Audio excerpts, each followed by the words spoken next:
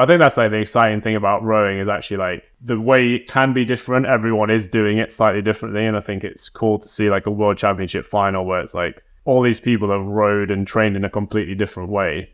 And now everyone is like within 2 seconds. Yeah. It makes you think like there really isn't a magic formula. Yeah. And actually so much of it is just like, does everyone in this team in this process believe that this is the best way of doing things? If everyone says yes, I think that's how you're going to get towards having like the most success possible. As soon as you've got those doubts creeping into your mind, then it's just gonna limit how far you could get.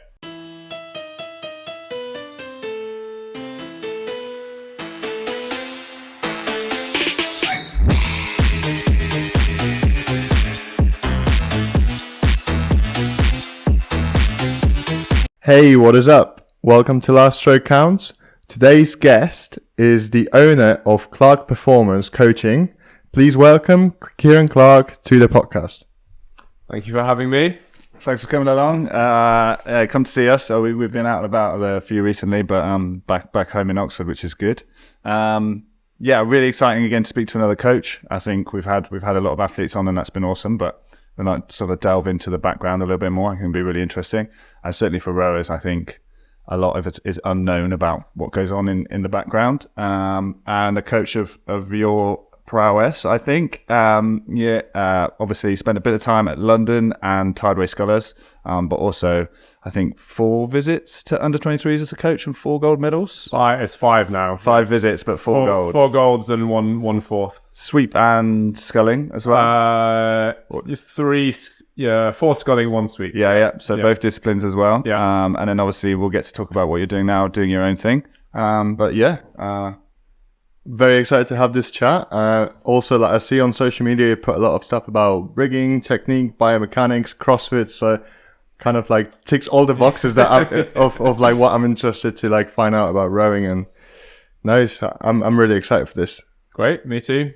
Cool. Well, how we normally start then is how you got into rowing. It's always an interesting story. Everyone's got a little different version. Well, I think mine's probably quite similar to quite a few other people in that. So I went to Yarm School, which is Yarm's a small town up in the northeast.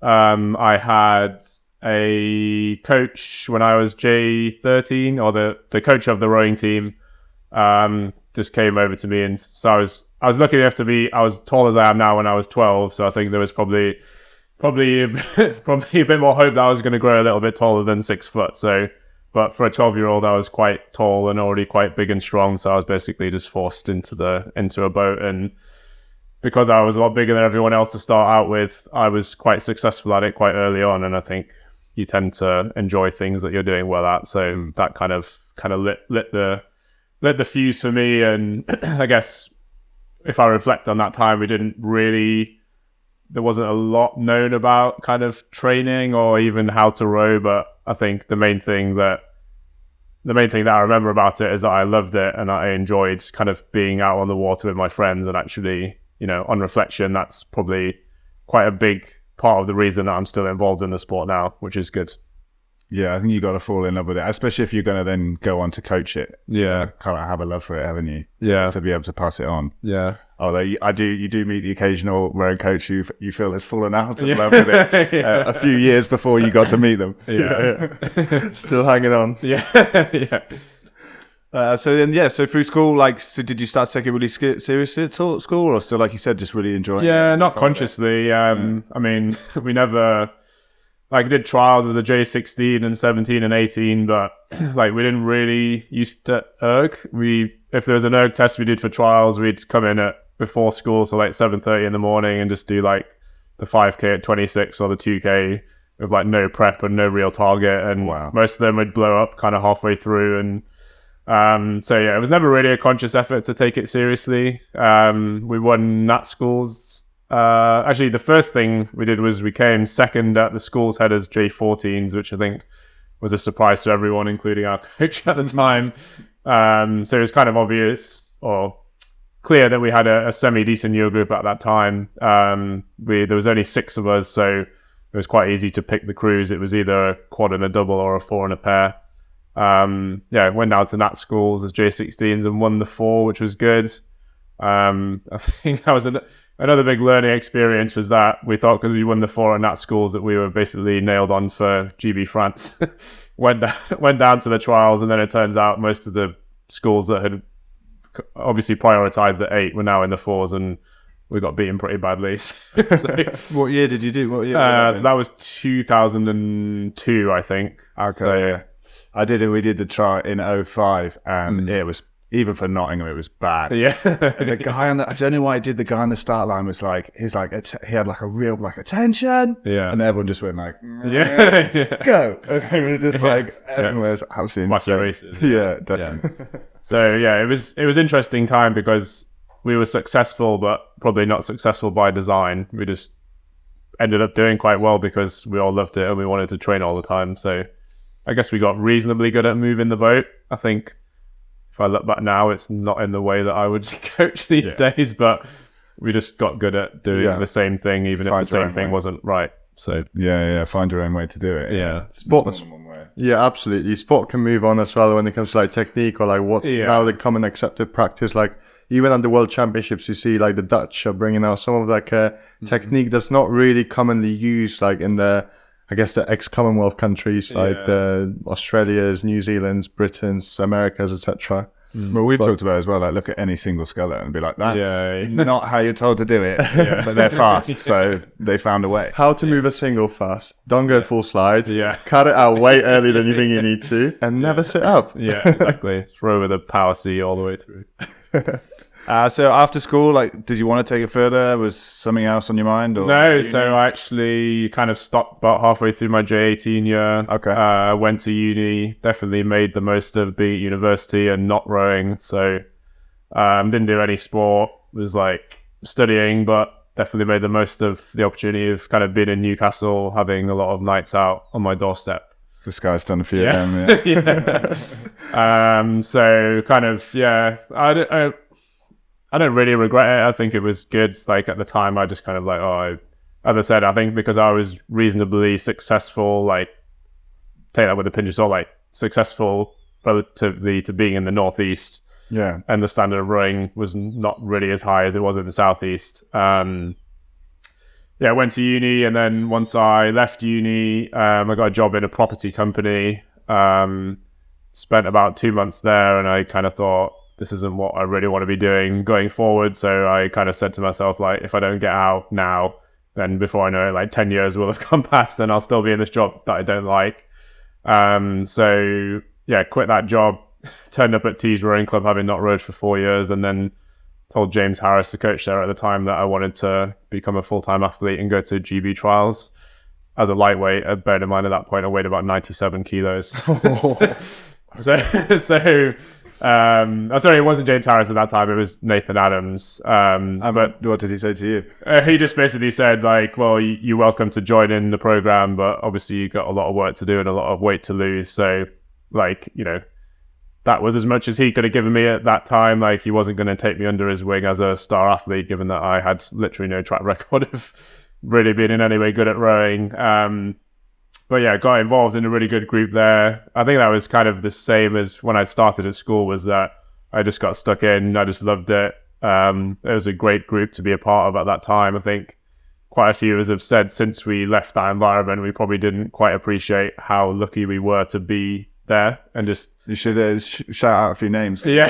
Before, we're just like, people like Chris Boddy, Bob Hewitt, Ben Rowe, Joe Ratton, Beth Bryan, Kat Copeland, many kind of Ed Mace, Will Mace, all that kind of era. So I think there's at one point where everyone in the group, I can't remember which year it was, so Kat ended up winning the Olympics. I think everyone else at that time either went to a World Cup or a World Championships or European Championships apart from me. But I was just happy to be hanging around that area. And actually, on reflection, like, so much of what I learned at that time influenced me as a coach, not necessarily of how I was coaching, but just about, like, I guess because I'd seen, like, well, here's the ultimate team environment, and actually then, like, once you've been there and experienced it, it's then much easier to recreate it after that. I saw a good Quentin Tarantino quote. It essentially boiled down to was like race with the fastest people you can find. Yeah. You might never win, but you'll end up being the fastest version of you. Yeah, exactly. Yeah. Which I liked. 100%. Yeah. Yeah. Like you said, like then it's funny, isn't it? You look back, you don't realize how much you learn from just being, when you're in it, you're in it, and you go back and be like, wow, there's so many things that was good about that. Yeah. Hindsight's a wonderful thing. Yeah. I had a moment a few years ago, actually. So when I was after Tees, I moved down to UL and I was rowing under Brian Young, and then I ended up working at UL. So then he went from being my boss to my coach. I had a moment about 4 years after I'd left and he'd left where I was doing something and actually messaged him and said, like, because we didn't really, like, I was probably not a great employee at the time. It was like I wanted to do more than I was capable of.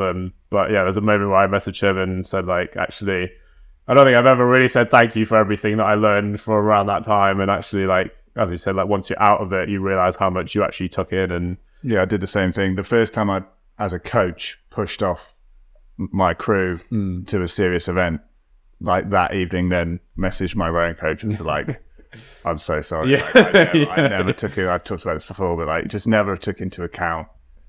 Because like as a rower, for me, the push off is like kind of where I almost settle. Like, okay, now I'm in my rhythm, my warm up. I know what I'm doing. But as a coach, like the opposite. I know. I now have like no effect. Like I can't help in any way. Yeah. I think it's a good one. It's a different kind of pressure though when you're coaching versus when you're an athlete, because it's almost like everything that you've put into these athletes is going to be like put to a test, but you can't influence any part of the outcome anymore. I felt responsible for everyone's act. Like if someone was going to catch a crab, like I'd feel like I'm alive. That's because I didn't coach them well enough. Whereas as an athlete, it was like I'm only worried about my performance. Yeah. And you never would blame your coach. Absolutely. In the first race that I've coached, like my athletes have gotten up to like a pretty good lead, and then about 200 meters before the finish line, one of them falls off the seat. So that means she kind of like lost control of like the rhythm, and then she couldn't row in time with the boat, which in turn made the stroke girl catch a crab, and then she put her blade back in, and then it just all turned into like a bit of a mess, and everything going wrong at once. And I just felt like I caught that crab. I fell off the seat, and it's just like you can't. It's really hard to separate, especially when like you really care. Yeah. Well, I always had the view. Well, thankfully not anymore. But like, if it went well, it was because of the athletes. If it went badly, it was because of you, because of the coach. That is kind of how I always looked at it. That's a good mentality. I've heard it from a lot of football coaches. Like, win is for the players, but the manager makes the mistakes, not the other way around. I don't really think that's fair. Like this, particularly in football, I don't think it's really fair. Where it's like if the team does incredible, like it's all Ronaldo, and if they mess it up, then the manager needs firing. Like. Well, that's true, but I guess that's just like taking ownership of the actions of your team. Whoever, like you're in charge of a lot of people, like you're leading them, so ultimately you have to like carry the responsibility. Because like if you lose a game and as a manager you start pointing fingers and not look inward, I don't know if that's a good long-term success strategy, but I do understand what you're saying. You should look inside, but I don't think you can just be like imagine in rowing, like every time you lost a big race, like fire the coach. I mean, I'm sure it happens. Some places there are. I think it should happen in some places. I think that rowing is a very performance-based sport for the athletes, and not all the time for the people hanging around the edges. Like some people get things wrong and they just stay there long term. So you mentioned like moving down to London. Was that a decision for your rowing or for coaching? A bit both. For rowing, 100% rowing. So as I mentioned at Tees, like all those people who are kind of that higher level, they were gradually moving down to Caversham, or like a few people moved to Leander. So it got to the point where I was then, by that point, I'd done like 2-3 years just rowing in the single, like done all right at trials, but not enough to get in the team. So I was kind of like looking at like, well, I think that, I guess, as a club rower, like the ultimate goal is to win Henley, and that had always been like a major goal of mine. And I kind of got to the point where I was like, well, now these people are leaving and there's not new people coming in, like this is looking less and less likely. And I knew the coach at UL, the assistant coach at the time, Phil Gray, and he asked me to come down to do fours heads in November of 2011. So I came down to do that. That was just like eye-opening, because we were like, I remember the first time we went out in that quad, bearing in mind that all my rowing experience up to that point was all on the River Tees, where there's like one rowing club at one end, the school at the other end, and like literally no other river traffic. And the first session I did at UL, we rowed up up through Richmond Lock. So, and it was, I don't know if it was bonfire night, but there was like, we were like, I'd never rowed in the dark before. I'd never really done any like side-by-side crew boats at that point. And we were just rowing up in the dark, and there was fireworks going off overhead, and we were doing this like mad kind of like lactic tolerance session. And then like for me, it was just kind of like, wow, okay, this is like, I'm now seeing this whole other world of rowing. And I was basically like hooked after that, because it was like great. I could be part of a big squad. Like everyone here can scull and sweep, and we move around in all these different boats. So I came down to Fours Head. I think I went home for like maybe a couple of weeks, and then I basically came back to UL. Stayed in the bunk room, did the head of the river, ended up doing Henley. And then by the end of that year, they kind of said, well, we have this flat at the boathouse that if you want to live in here, you can. So I basically came down for one race, went home for a week, and then that was it. Moved into the boathouse. That was it for the next 10 years, basically. I was like, right, okay, I live in London now. So yeah, came down for that. Must have been a bit of a culture shock. Oh yeah, massively. yeah. But it was like, it was interesting because I got to a point where I was good in a single, but it wasn't really by rowing that well. It was just because I was training full time and I was around all these other great people that I could push off. I just got really fit and strong, but actually going into those crews made me realize that like my skill level was still pretty low. And actually there were so many good coaches at UL, like Brian Young and Phil and Rusty and David Sprague, David Townsend, a lot of those guys that have like been around the sport for a long time, and I guess, and Chris George as well. A lot of people who were around in that era where there was like, nobody did weights, there was no ergs, it was just all about like the boat moving ability. And I think like even just within that first year, I just learned so much about how to move a boat. And so stayed there for another year, did another season there, and then kind of as we got to the end of that season in 2013, it was then kind of became apparent there was like 4 or 5 or 6 of us that wanted to have a proper crack at Henley. So I think the selection process didn't really last that long. We kind of, everything fell into place of like, well, this is the 4 people that want to go forward with this. And that was a pretty interesting experience that we raced at Met Regatta, having really only just come together, and we were so far behind in the final of the Elite Fours that we got washed down by the safety lodge. And so we ended up beating Rob Roy in the final of the Y-Fold, maybe, I can't remember how long, 3 weeks later, 4 weeks later, but I think in that race at Met, they were about 250 meters ahead of us. Wow. So we were, and that's no reflection on them. We were just absolutely terrible at that point. And that was like, in my mind, when I think back, like we had ages together, but really it was like, we've got 3.5 weeks to kind of get this right. And Chris George, our coach, came in just before Marlow. So we literally had 2 weeks with him. Yeah, not even 10 days. And it was quite a nice crew to be in because we were like completely under the radar. Like nobody expected us to win. Actually, there was. Did you pre-qualify? No. Did we pre-qualify? Yeah, we did pre-qualify. So we did all right at Marlow. So making the A final. We came second in the senior 4, right. But then there was still the Elite 4 above that. But yeah, so I remember on the, what it's called, like the Mystic Henley, the predictions. There was only one predictor of Tyrion to win the Y-Fold, and that was my own. Yeah. But we had we had a good run through the regatta. Got a couple of like, the draw was pretty good to us in that, not that it was easy races, but they were like became increasingly harder but achievable. So I guess our confidence grew as we came through the regatta, and actually, looking back, if we'd have just had 2 easy races to start with or 3 easy races, I don't think we would have ended up. I think you always need a bit of luck at Henley. Yeah, I don't think anyone won without a bit of luck. Yeah, or somewhere. Yeah. And that was also the fifth time I'd done the Y-Fold, and I'd been disqualified once, knocked out on the Wednesday twice, and then won 1 race. So the furthest I'd ever got before that was Thursday. What did you get DQ'd for? We clashed with Star Club before the end of the island, and it was actually the year before in 2012. So we got DQ'd. So that was time for a beer. That was pretty brutal. Yeah. So yeah, I think like yeah, as I said, you got to get lucky. And I think that was the year where just like everything that could have gone right for us went right. But equally, we took those opportunities when they came and Absolutely, really paid off. And I think there's a lot of things I've done in rowing that when I've achieved them, it hasn't been as good as I thought it would be. But Henley is the one exception where I'd watched so many like row TV video. Like I never watched any of the racing. All I watched was that moment where you cross the line and celebrate. And I was like, that was all I was fixated on. I was like, I want that. And I'm not going to give up until I get that. And actually, like, when it happened, it was great. But equally, like, the 5 strokes before was like... How much did you win by? A canvas. But did you know when you crossed? I knew we were going to win because we were level and then we were, like, just edging ahead. So it was like, we had the momentum.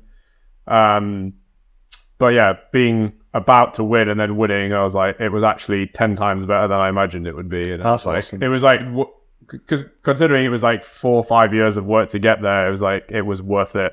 I would have done the same, like, again, no, absolutely no question.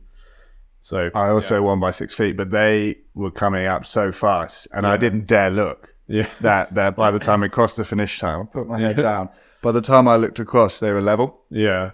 And like no one really knew. And I don't know, in some ways I feel like slightly was robbed of the being able to do that at the finish line.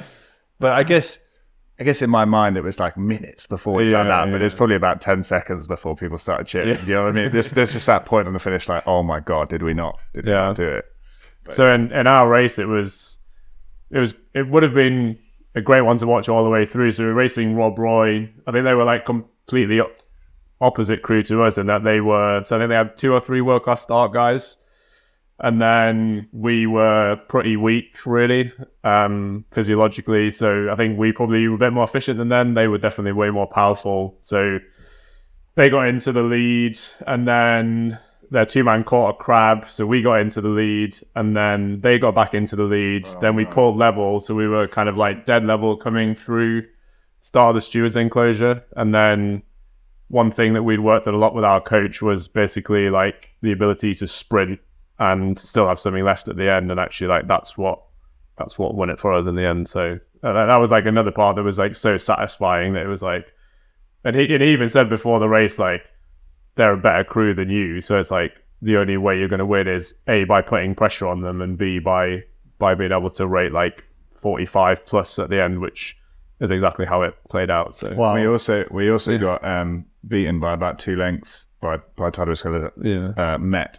And then we went away on our training camp and ended up beating them just at the Henley final. But I think there's something to be said for the focus of losing to someone you know you have to beat, and also like a 3-week project or a short project, like an under 23 camp. Like I'm quite often at the under 23s thinking, God, we're only in it with 3 weeks. Imagine if we'd had 6 months. But actually, when you know you've only got 3 weeks and every session counts, and you turn up and you are absolutely focused, you can gain. So there's that honeymoon period, isn't it? When like everything could just go really well, and then you just got so much momentum out up to that point.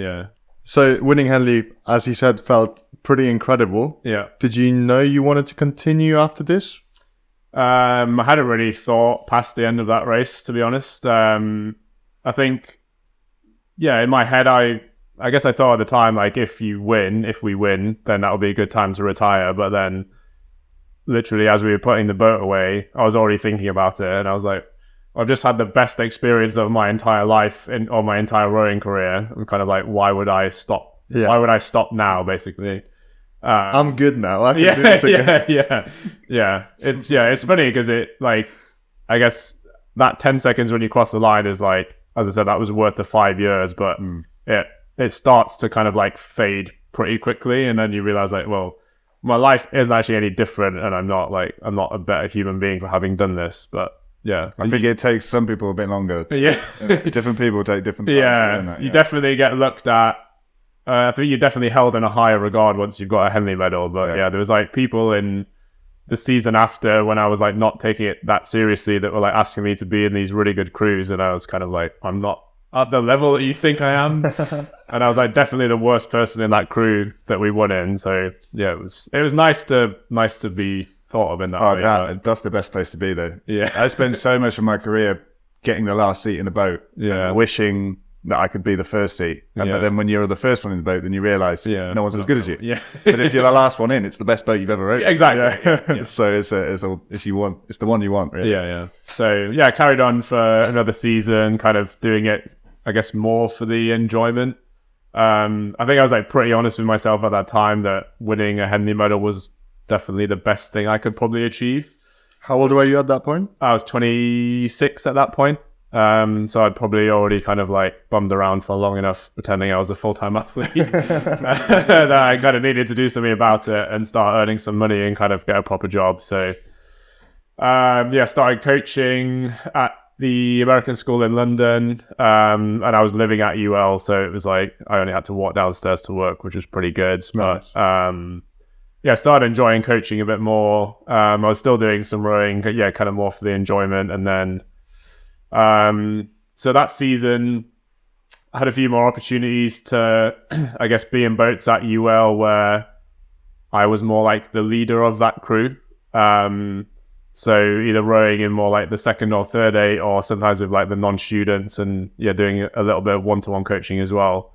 And then with the stuff I was doing at ASL, I think that was when I kind of realized that like, okay, I feel like I could be a good coach, and I feel like I do enjoy the process of coaching and enjoy the process of working with people. But then by the end of that season, we kind of got this pretty ragtag group of guys together to do a Prince of Wales squad, and had some really good coaching. Again, like quite last minute in Henley from Dustin, who used to be the women's coach at Thames, who was like, game changing, like what he did with us in a couple of sessions.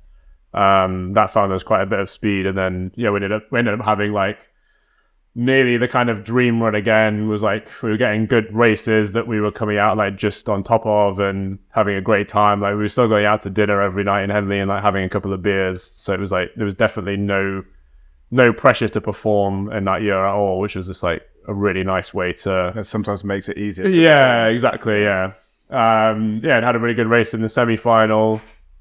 Lost to the crew that ended up going on to get pumped by Leander in the final. So we still had our Saturday night out and still had a great time. And I think that once we'd done that, then that was like, it was very obvious of like, okay, that's a good time to end now, because I've really put minimal effort into this season, and I've got a result way better than I probably should have done. So it's not going to get better. No, it's never going to get better than this. So, and then that was when I was like, okay, I'll now go into coaching. And then weirdly in October, I ended up having a horrific back injury. I prolapsed a disc. So actually that would have ended it anyway. So, but yeah, I've always like counted myself lucky that I got to end it on my own terms.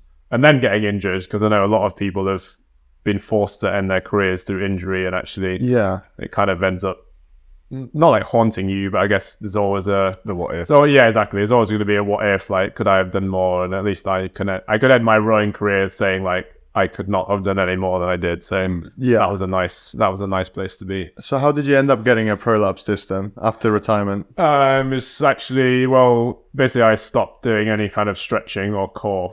Oh yeah. And then carried on like semi-training, and it was like funny actually.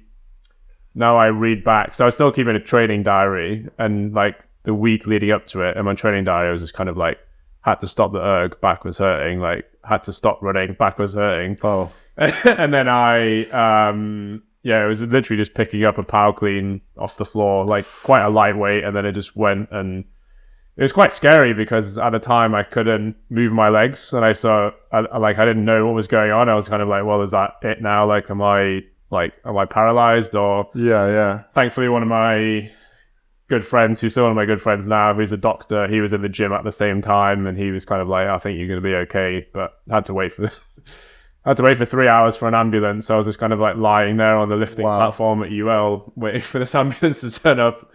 And there was about half an hour where everyone was kind of like, should we keep training? And then after like half an hour later, everyone just carried on. So everyone carried on with their weight session, and I'm just like lying like half crippled on the floor and not really knowing what's going on. But yeah, it took only in a rowing club gym. Yeah. I think everyone was like, "Are you okay?" And I was kind of like, there's literally nothing you can do to help me, so you guys just carry on. Yeah. Wow, that's brutal though. But it sounds very similar to a story I've heard about Oh yeah, mine went once. I'm doing paracleans. It's a difficult. Did you feel it's like a cracking, breaking noise? in your back? Yeah. It's just, but I was trying to convince myself I hadn't hurt it that badly, so then finished my set. Oh. Which just made it work because you get like when it goes, there's almost a bit of adrenaline, is it? Yeah. It doesn't kick in for a while. I finished the set and then went home, and then I couldn't move, and it's like, Yeah. it happens. But yeah, same thing. Even that for markers. I mean, one time when my back went at Caversham, I went into physio that morning and I was like, oh, all my markers, I feel good. My back feels good. I feel loose. And then I did an ergo and That's it. Yeah. so that's kind of the point for me when I was like, I can't even like manage this anymore. You know? Yeah. It's just popping off so there was one of those things, but that's right. Yeah. Well, it's never been the same since. But yeah, it's been 10 years now nearly, and I've just, as I said, you just kind of learn how to manage it. Yeah. I can't get on an erg. I can erg for like 2 minutes maybe, but Really, still. yeah. Oof. But it's just, I think it was obviously like the rowing movement that caused it. Yeah. So that's like the one thing that I now can't do. But it's also the one thing I don't really want to do. So Or erging. so it's all good. Yeah. Nice. So you said in terms of like coaching, you know, like you kind of found that you liked it. What specifically about it? Because I find it funny how some people kind of get into a sport, find doing that sport, and like, yeah, this is what I'm good at. This is what I love. And then some people, I would say, almost like progress through it. Yeah. And then actually, like, no, it's like, no, I was all right at doing it, but like actually being on here and like, this is where I feel like where I could make more of an impact than I could even doing it, which I think is kind of like an interesting perspective. Yeah, well, that's exactly how I saw it early on. Is like, I think I could help people to be better at this than I was myself. I just found like the process of helping people get better at something like incredibly rewarding. Yeah. And actually, like, 5 years earlier, it was like, oh, I'm just doing this for myself. And actually, like, I hadn't really maybe seen the benefit in helping other people, or maybe just hadn't had those opportunities. But yeah, as I said, that I think that year I spent at UL, like coaching and rowing, was like quite a formative experience in that I got to row in some crews where, there's like Eights Head in 2014 is the one that stands out, where went into what was kind of like the third eight, which was like the bottom students and some of the non-students, and myself and Will Thompson, who was also in that Y44, we kind of like led that crew almost. And in previous years I'd kind of been like, hey, why are you doing this? Like, we need to do X and Y better. Whereas like actually trying to play that role of being the leader to help everyone else, I guess.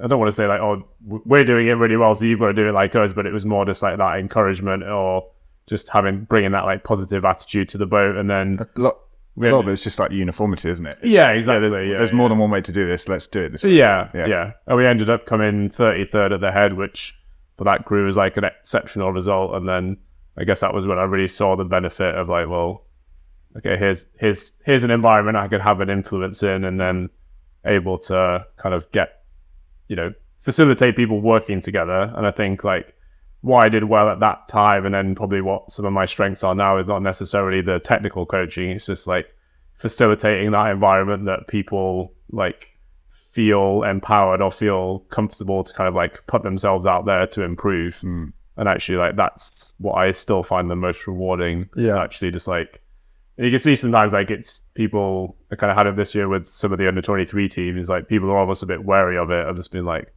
why are you being so supportive and like encouraging you? Like, this isn't what rowing is supposed to be. Why are you screaming at? Yeah. Did you draw that as any inspiration with regards to that from like your other coaches or from the experiences you've had as an athlete? I think it's kind of like, as we discussed earlier, it was like I had definitely seen that from other coaches, but maybe I just hadn't seen it at the time.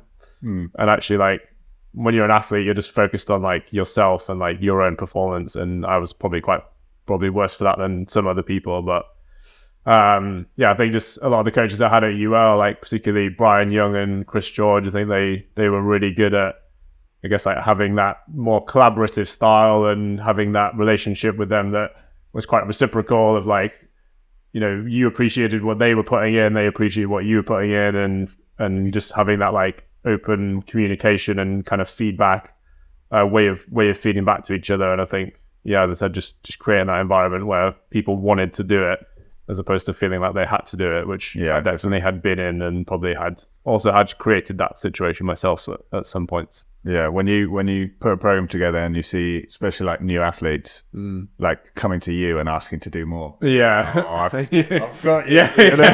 Like they're in. Yeah, I like that feeling. Yeah, not having to be like, come on, do more, come and do more. Like they're like, can we do another session? Yeah.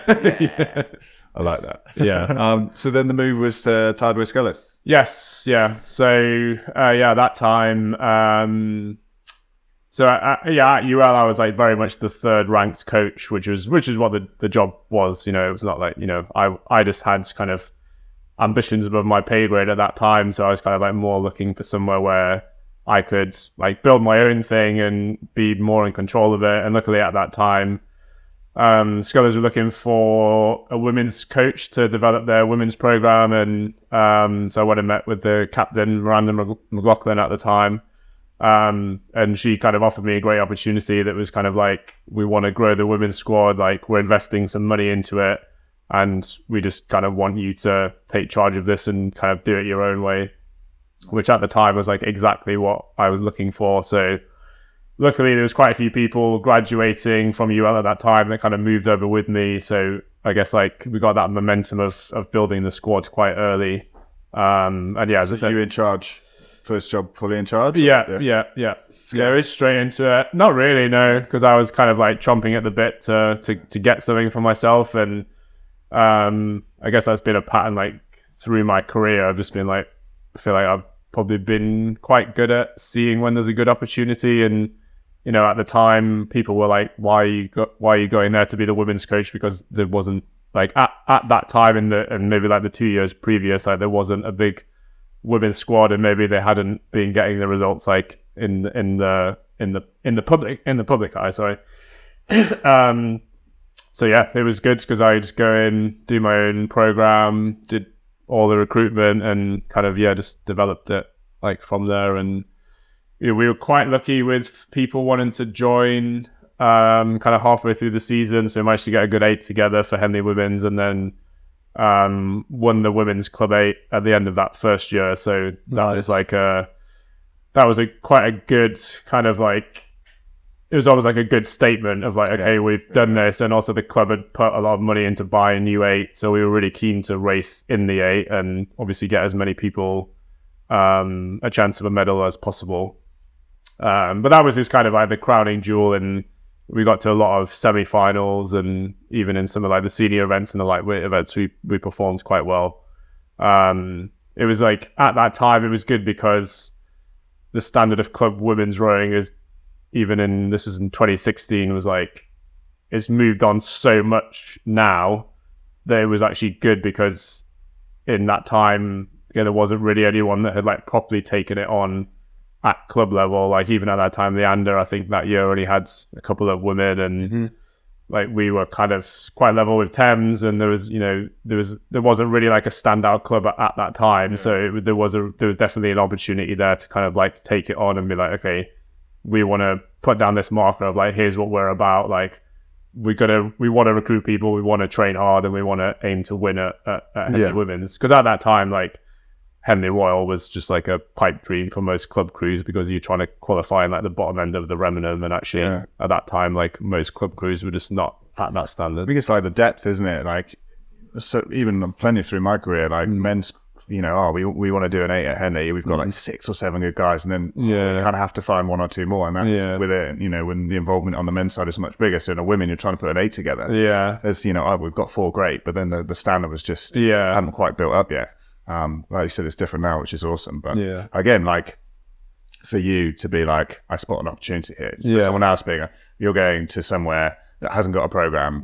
Then to do women's rowing, which maybe hasn't got the prowess of the men's at the time, even in that club, not necessarily like nationally or whatever. Whereas for you, you're like, hang on, I've got nothing to lose. And there's an opportunity here because there's no standout club. And I think like that's, like you said, like there's luck, and then there's actually taking what's in front of you. Exactly. I was also gonna ask you, like, how do you find like running your program just 3 years after like finishing your full-time career? Like, like being in charge of like a bunch of athletes and organizing them, and it takes a lot of like different skill set to do both things. I didn't really consider it at the time, to be quite honest. But you just went with it. Yeah. If I look back now, like, okay, I was, I've obviously learned so much now. And like, if I think about even some of the training we were doing at that time, I was just like, kind of cringe a little bit. At the time I was like, well, this is the best training we should do. And like, okay, yeah, I went in that with like coaching a group of women being like, oh no, we're not going to do weights, we're just going to do circuits because circuits is the best thing to do. But obviously, like, knowing what I know now, especially about like specifically like female physiology, it's like, I can't believe that I ever said that was the best thing to do. But yeah, as I said, I just saw it as a good opportunity. And okay, I didn't really have that much experience of like managing a big group of athletes, but we started with quite a small group. And I guess like making the transition from university to club, it's like, most of those people were quite self-sufficient and, they were just wanted to be part of a group that was aiming for something. So yeah, it didn't faze me at that time. Well, I guess working with actual adults instead of kids at university is different. Yeah, 100%. Yeah, where the age-old thing of, isn't it, that you have to teach men how to be technically skillful and women how to pull hard. Yeah. The men wear this year, and you think that's really. I remember thinking as an athlete, thinking, "Oh, that's a bit, it's a bit black and white. It's not really like that." Yeah. And then start getting like every boy wants to rip the handle off it. Yeah. All the girls are just thinking about getting it perfect, and you're like, can't stick it in. But I don't know. I definitely say like the longer I coach, the more I would say that like,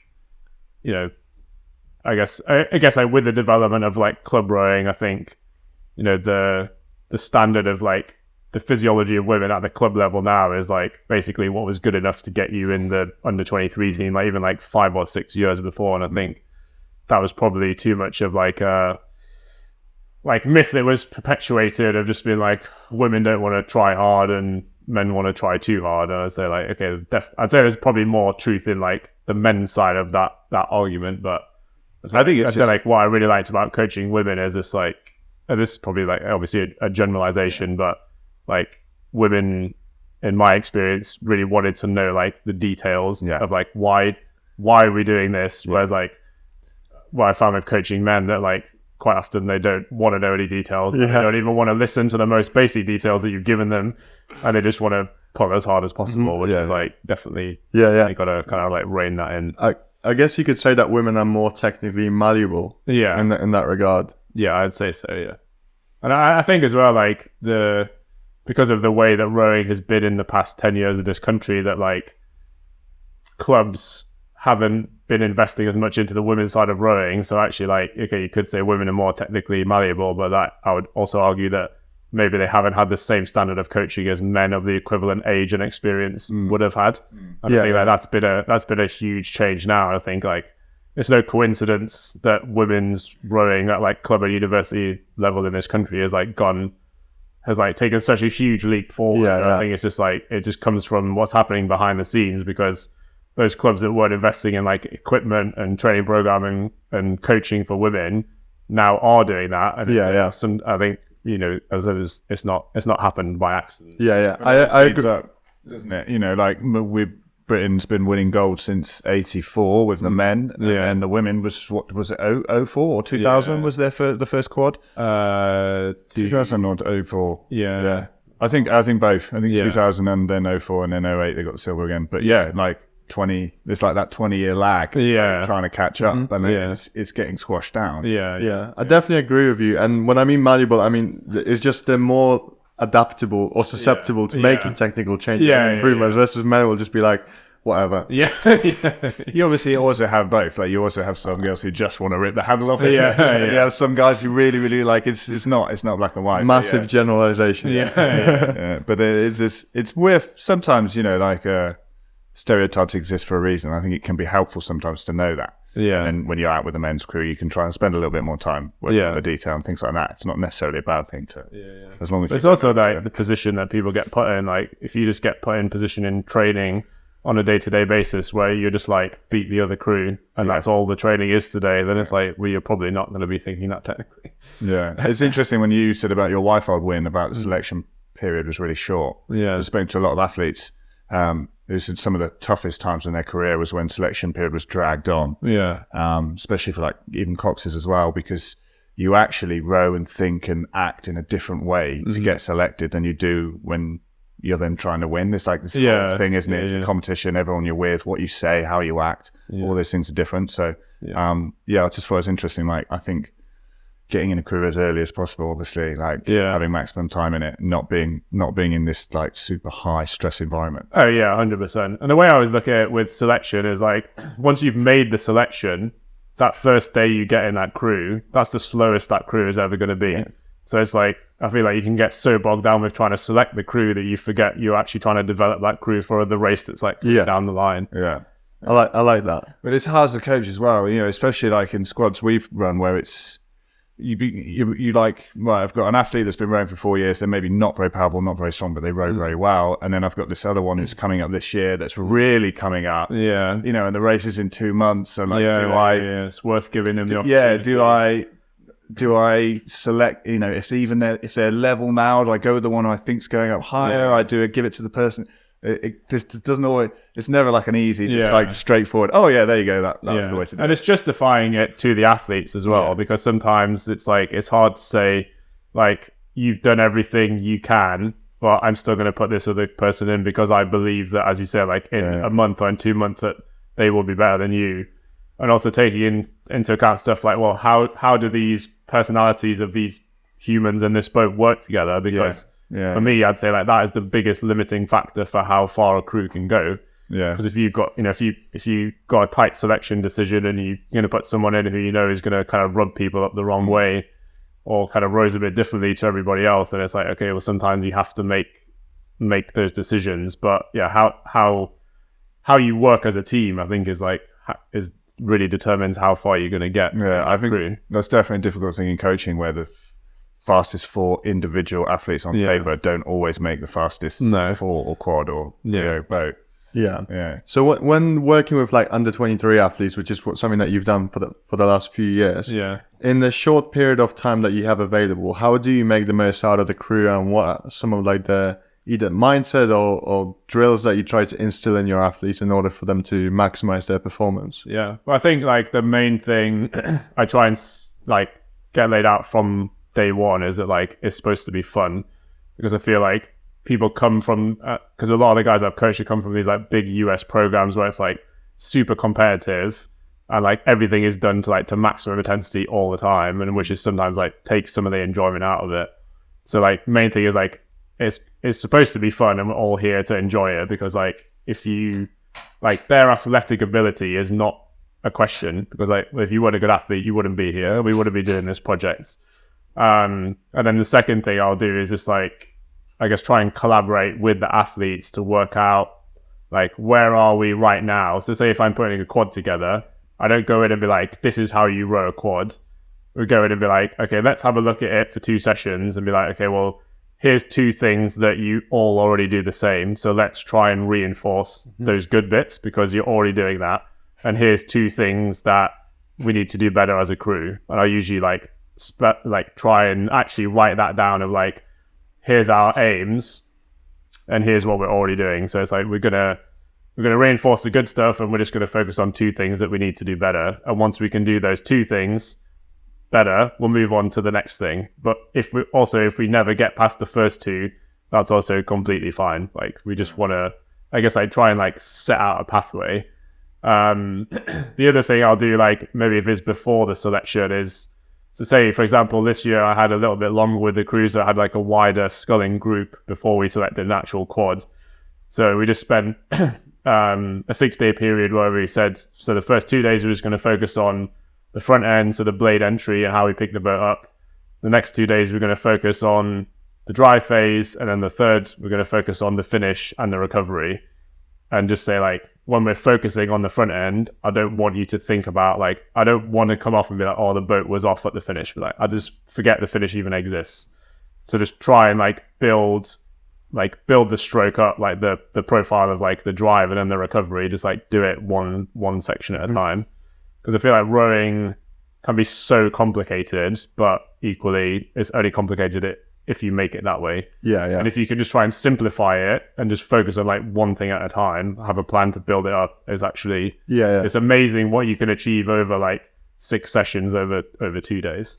There can be so many things that you can like focus on, like almost unlimited. So I definitely feel like having that laser focus will then bring benefits. Yeah, that's the skill, is to look at a crew and be like, right, there's these things that they could improve, but I've got 3 weeks. So we can't go back to basics on these things. Things we can have time to reinvent the wheel. Yeah, that kind of thing.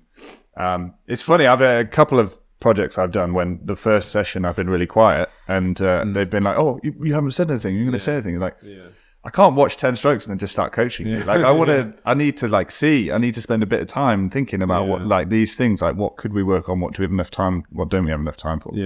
I think if your coach just like rocks on the bank and starts shouting at you 10 strokes in, it's like, give it a minute.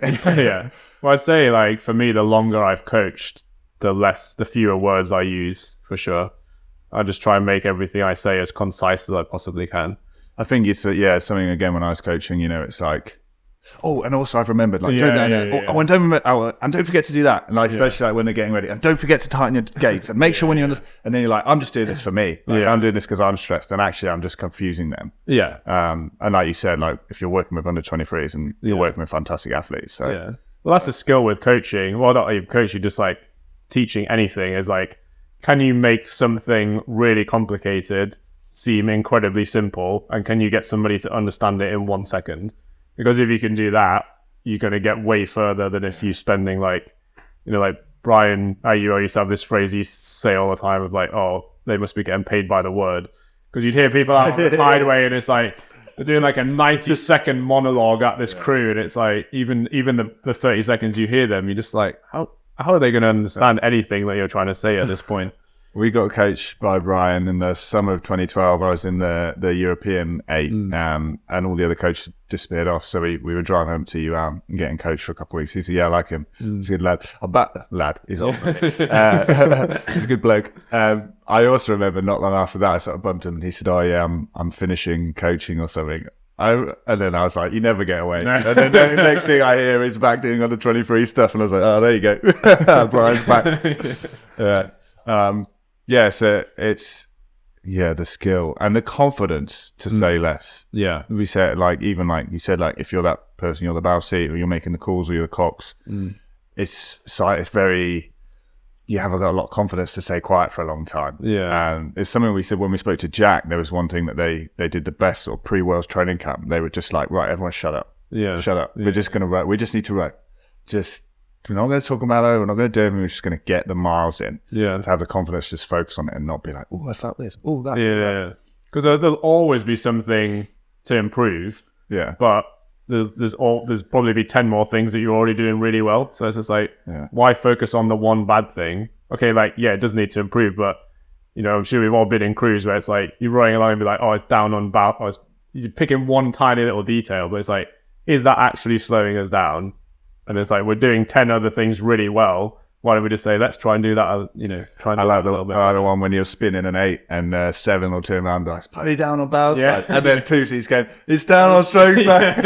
Like, what is this boat twisted? What's going on here? It must be. It can't be down on both sides. I think it all comes down to just like having that mindset of just being like, well, if you're trying to improve something, it doesn't have to be the rowing. It could be just like the teamwork, where it's like, okay, just focus on what you can improve and reinforce that. And if you just keep, like anything in life, you just keep focusing on the negatives, then it's much harder to move forward with anything. Because I had that with kind of the under 23 group this year. And it was like, we come off and be like, oh, well, this thing wasn't perfect. It's like, well, there's probably never going to be perfect. But here's, we got better, the speeds were better. We were more consistent. On the rate. The boat was flowing. Like, here's 10 other things that we did do better, but you're still focusing on the one thing that didn't improve. It's not a good mindset to have in a team. I love that because you want your athletes to finish a session and feel positive about the improvements that they've made and not berate themselves for the two things that are still, somewhere on the to-do list in the next few sessions. Exactly. Yeah. Well, you can do the shit sandwich, which works quite well. Yeah.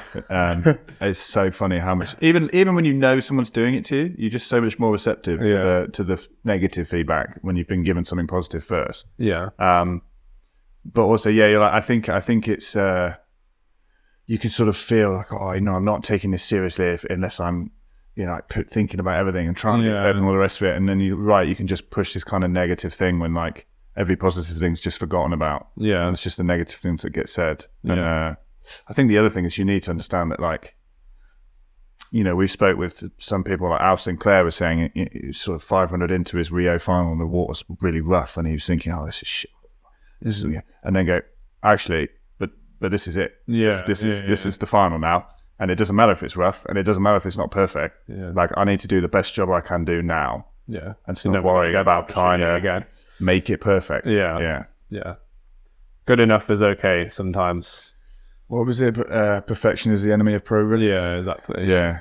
But then the other one. What was the other one? What was the one you said before? Good enough isn't. Yeah. Which, like, there's like the little voice inside of me. It's like, I love that. But then, like, the more mature athlete coach in me is like, well, that's also a bit dangerous. Yeah. It's like a young kid gets hold of a little phrase like that, and all of a sudden, I can't remember what the other one we used to use. Good is the enemy of great. Yeah. Good is the enemy of great, or good isn't good enough. All those kind of things. But I think ultimately as well, when I started coaching, we used to talk about something's going to go wrong. Something's going to go wrong. And if you're the crew that does the best will probably be the crew that deals best with the things that go wrong. Yeah. You're all going to row your good strokes good, but the crew who has a bow stopper and then forgets about it and gets on with it, or comes back from the crab, like those are kind of almost the things you can focus on more in terms of like not letting the bad stuff get in your head. Yeah. Whereas if you're pursuing perfection and you have one bad stroke and you spend the next 15 strokes, oh God, I hated it. Oh, it's such a bad stroke. Well, now you've ruined 15 more. Yeah, exactly. Yeah. I think when you're in a performance situation, you just got to have like a short-term memory, basically. Like if something goes badly, keep doing what you're doing. If it goes well, keep doing what you're doing. And like, it's the same either way. One stroke at a time. Yeah. It's a simple flow chart. Yeah. So obviously, been pretty successful as a coach with the under-23s. So four gold medals. Yeah. Like you said, in a time when it's been going well for GB. But that being said, I think that can give a fake sort of, or it can make it seem easier than it is. Yeah. I think whether we have or haven't been winning lots of medals, it doesn't make any medal easy to win. Yeah. Was there a lot? Did your coaching progress a lot through that? Did you learn, in terms of being in high performance environments, stuff like that? Not that Tideway Scholars wasn't, but that kind of step up. How was that as a coach? I think it was what I loved about the environment, or still about the environment at Caversham, is that like everything there is set up for you to perform. And it's just like you're not really at the under 23 level, like you're not left wanting for anything. And I think what was great for me again comes down to just like seeing the opportunity in those situations. Is like I do the entire season where I've got to manage loads of people, I've got to drive the trailer, I've got to do all the logistics, and then I turn up at Caversham for under 23s and they're like, all we want you to do is coach this one boat and we will take care of everything else. So like it's amazing to make that step up where you think like, okay, now all I have to do is this one job. I don't have to do these 10 other things. But in terms of the environment, like I got huge value from just like being around the other coaches. So sometimes you'd follow them, but I learned so much from just like the coaches meetings, or like how we review the data together, or how we look at the kind of like feedback from the biomech, how you talk about like how do you pace the sessions, and so like if you do 4 2Ks, like making sure you get faster through each one, keep hitting the percentages you're supposed to hit. Also having Pete Shepherd in charge, he's like a perfect mix of like being really supportive but also allowing you to kind of like learn for yourself or make your own mistakes. And for me, like that was like game changing. I've been because you come into this environment, especially that first year of like right, well, I've been trying to get to a world championships for 10 years and now I'm finally going. So, and it is kind of like, I expected it to be like, I'm going to be micromanaged and like make sure every box is being ticked, but it wasn't like that at all. It's just kind of like, well, we think you've done a good job with these crews at Tideway Scullers, so now we're going to allow you to do that same job with the double, which I had in the first year. And I think like, for me, that was amazing because it's like, you know, as we talked about earlier, but like, well, if this goes well, that's great. But if it doesn't go well, that's like, this is also entirely on me. So I think just, having the opportunity and just like, having access to good equipment and just that environment is perfect, basically. Like I've said a few times, like I almost wish that I hadn't done it because as soon as I started with the under 23 team, I'd be like, well, now I've seen like the pinnacle of like this whole like really well funded system is there to produce these rowers and coaches and boats that are going to win medals, and everything is set up to support that. So then it's almost like sometimes you go back to a club or go back to like coaching someone one-on-one and it's like bit of a crash back down to earth of like, okay, now we don't have millions of pounds and now we don't have our own private lake and we don't have all this great equipment and now these people have got to go to work and they can't just train 3 times a day and spend the rest of the day recovering. It's an amazing environment and team to be a part of for sure. But then is that also like the challenge, isn't it? Like when it's not all perfect. Like, yeah. Okay. Now, about how can I sort of maximize performance when the environment isn't perfect? Yeah. 100%. And then, so with your own coaching, did you start that while you were still coaching at Scullers, or was that quite new? With the business. So that's something I've decided to do. So after I left Tideway Scullers, I wasn't sure about what I was going to do at that point, if I wanted to go back to full-time coaching or I wanted to kind of do something else. I think I basically got to the point where I was like, well, I feel like I've done everything I can with the time and resources I have available. But as the years went on, I got into a situation which is definitely not healthy of like, well, how successful we are as a club and as a squad is like directly proportionate to how hard I work. And I was kind of like, well, this is only going to get worse for me personally. So kind of like stepped away from that environment. And then I was kind of like, well, do I want to go back to a full-time role? Do I want to do something else completely? So I looked at kind of changing careers, but to be honest, the thought of starting something else like right at the bottom was like so unappealing. So they kind of looked at it in a different way of like, well, I have some decent knowledge and some skills. So then it's like, well, how can I actually apply that in a different way? And I think because I'd always tried to like share like knowledge and I guess like more like behind the scenes stuff of coaching when I was still at Tideway Scullers, and that was like very well received. A lot of people would engage with that. So I felt at that time like, well, here's another route I could go down because it still ticks the box for me of like, I'm able to help people, but now I can like do it on my own terms. I can pick when I work and when I don't work, and actually like I can get paid by the hour for it rather than getting kind of salaried. And then since I've started that, I mean, I know you kind of said this before we started, it's now when people ask me what I do, it's kind of hard to put my finger on exactly what that is, because now I'm just in a situation where it's almost like, what does the client need? Like if someone comes to me and be like, I want to get better at rowing, obviously I can help with that. But I have other coaches that come to me and be like, I want to learn how to coach better. I want to learn more about rigging a boat. I want to learn more about like, what instrumentation can I use for like measuring rowing performance? And then naturally, because I started doing CrossFit myself, and obviously CrossFit used a lot of the Concept 2 machines, and that was like another avenue of, well, I can now offer seminars to these people to help them get better at rowing, like learn about physiology and like use all of these different machines. So it kind of like, just by making that switch kind of like opened up like a whole different world of opportunities. And I guess like the ability to work with people one-on-one on like their own like very individual terms. And I'm now in a situation where I have all these one-to-one clients, and like not one of them has the same goals and not one of them is doing the same schedule. So it's like, it's a really good situation to be like, well, I'm just helping you improve the process of training like in your own lifestyle and in your own environment, whereas before I was trying to come up with a program that's trying to work for 80 people at the same time, which is like basically impossible. So I think I found from a lot of coaches, especially me, like your first job will be as an assistant. So assistant Leander as a coach, and it's like I'm not writing the program. I don't have any responsibility. I just go out and coach, and that's the fun. That's the fun bit.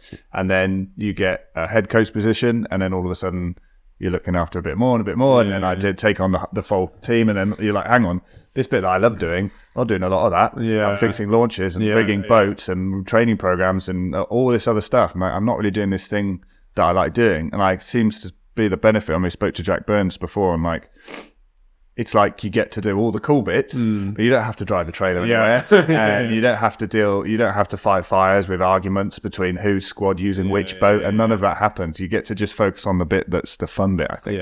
I can see the real appeal to that. 100%. Plus, it's because it's working with like people with all those different goals. It must be like an exciting new challenge for you. Exactly, yeah. So with everyone I work with, I kind of have like a 2-week onboarding process, and that's like me working out what they want, and like I guess a lot of times it's them really working out what they need from me, and kind of like we can do this testing and have these conversations, and then it's like I guess like coming up with a completely different plan for each person, as you said, is like the really fun bit, because most of the people that I'm now coaching are not, they're not trying to get to the Olympics. They're just trying to train like in a sustainable way around like work and having young kids, and like, okay, some people are aiming at trials, but it's amazing like how much more you can achieve, where it's almost like you flip it on its head and be like, well, how much time do you have available, and what is your schedule like? And I will build you a program around that. Whereas like in a club system, you're like training at this time and you have to be here. And if you're not here, you're going to have to do it on your own. And I'm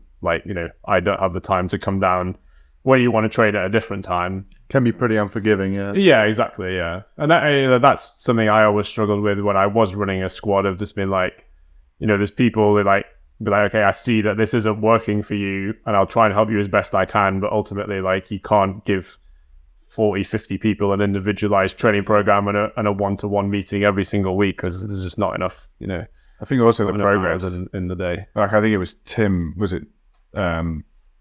I think it was Tim who was saying, if you coach an international athlete and they go 3 seconds faster in a year, you've done amazing. And if you're coaching someone at the start and they, they could take 30 seconds off their 2K, there's like so much higher progress. It's like a lot easier to see, a lot easier to manage and mark as you go through. And it's a lot more rewarding, I think, to see like a bigger change. Not that it's also at the other end, but like, it's just more manageable. And more, I think, maybe enjoyable. Yeah, definitely. Obviously, the higher you get up in anything, whatever you do, the smaller the amount of enjoyment becomes. And you have to focus on the hard bits. Playing with a different level of margins and that kind of thing. So how much would you say data plays, how much of a role does data play in your training that you do now versus like when you were coaching rowing? For my own training, or that I'm like prescribing to other people? Yeah, both, I guess.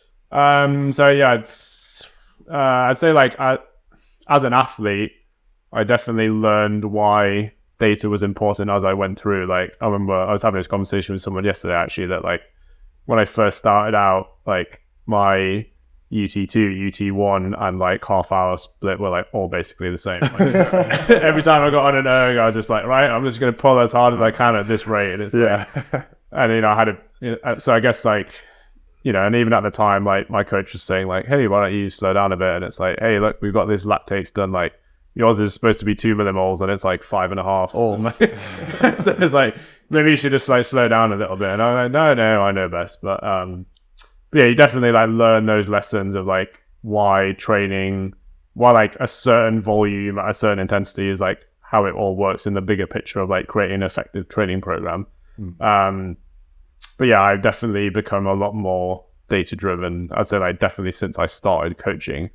And I think like the chance to work with people like one to one is much better, because like, so say with all my clients now, like on a daily basis, monitoring like their resting heart rate, their body weight, their sleep quality. Like they'll do sessions where they're just going off heart rate with the screen covered, and then you kind of get like one metric, and then we'll do another session, obviously, where we'll just have a target split range, and then you'll see the heart rate for that. And just, definitely hugely more data driven these days. And I think like it's very easy to see the benefits when you come to like the real performance of like the 30-minute RAID 20 or the 2K, and actually just like having done everything in the right zone, like not accumulated too much fatigue when you don't need to, like doing your easy days easy and your kind of harder days harder. It's like it's just comes from experience. Makes sense. Yeah, Things like seeing how that works together. The speed that you can change things as well, like in the team.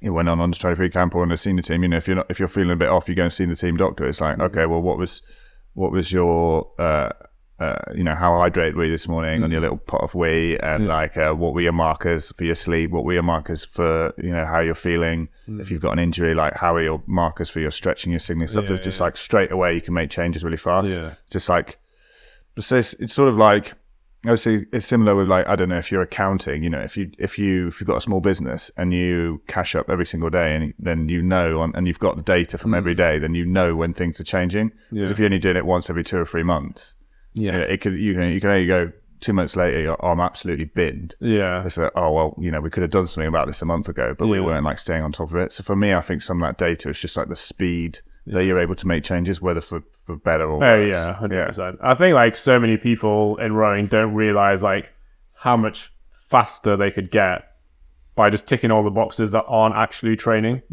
Like I did a post about this the other day of just being like ticking the boxes, but also I think like their fulfillment in the sport could be so much higher, because, you know, if you do a 2K test every 3 months, and you, as kind of alluding to what you just say, like if you have a bad test, then if all you're judging it by is that 2K result, then you basically say like that whole 3 months up to this test, I've now put a massive cross by. But if you can measure things like, you know, like has your UT2 improved? Has your resting heart rate come down?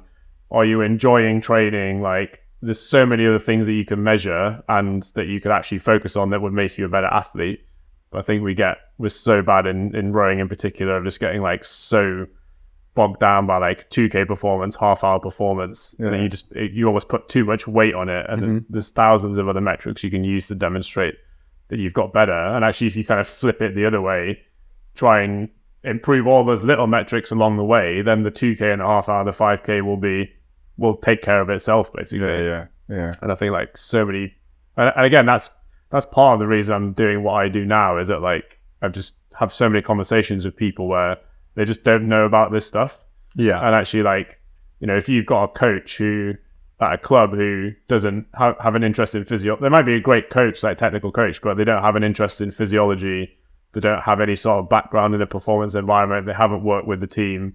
But I guess more importantly, like they don't want to know about that stuff. Then as an athlete, that you've got no chance basically of knowing that stuff, because you take you basically take everything that this person says as gospel, but they don't know what they don't know, essentially. They don't even know they're missing it. Exactly. But and it's not hard to find that stuff out, but it's like it's only once you start to see the importance of it that you realize like how much difference it actually makes. It's still like got to the point there's almost too much. You sometimes are having to wade through a lot of you know, oh, someone said this or something. Like I found, compared to when I rode, like you said, when I rode, you could watch the last 10 strokes on a row TV of Henley, and you can watch some Olympic finals, and that was about it. Whereas now, you know, some of my athletes when I was coaching would just, I found this video of this so-and-so, and I've just been watching it religiously, and they do this, and they but you know, you're a novice college rower, and they're an Olympic lightweight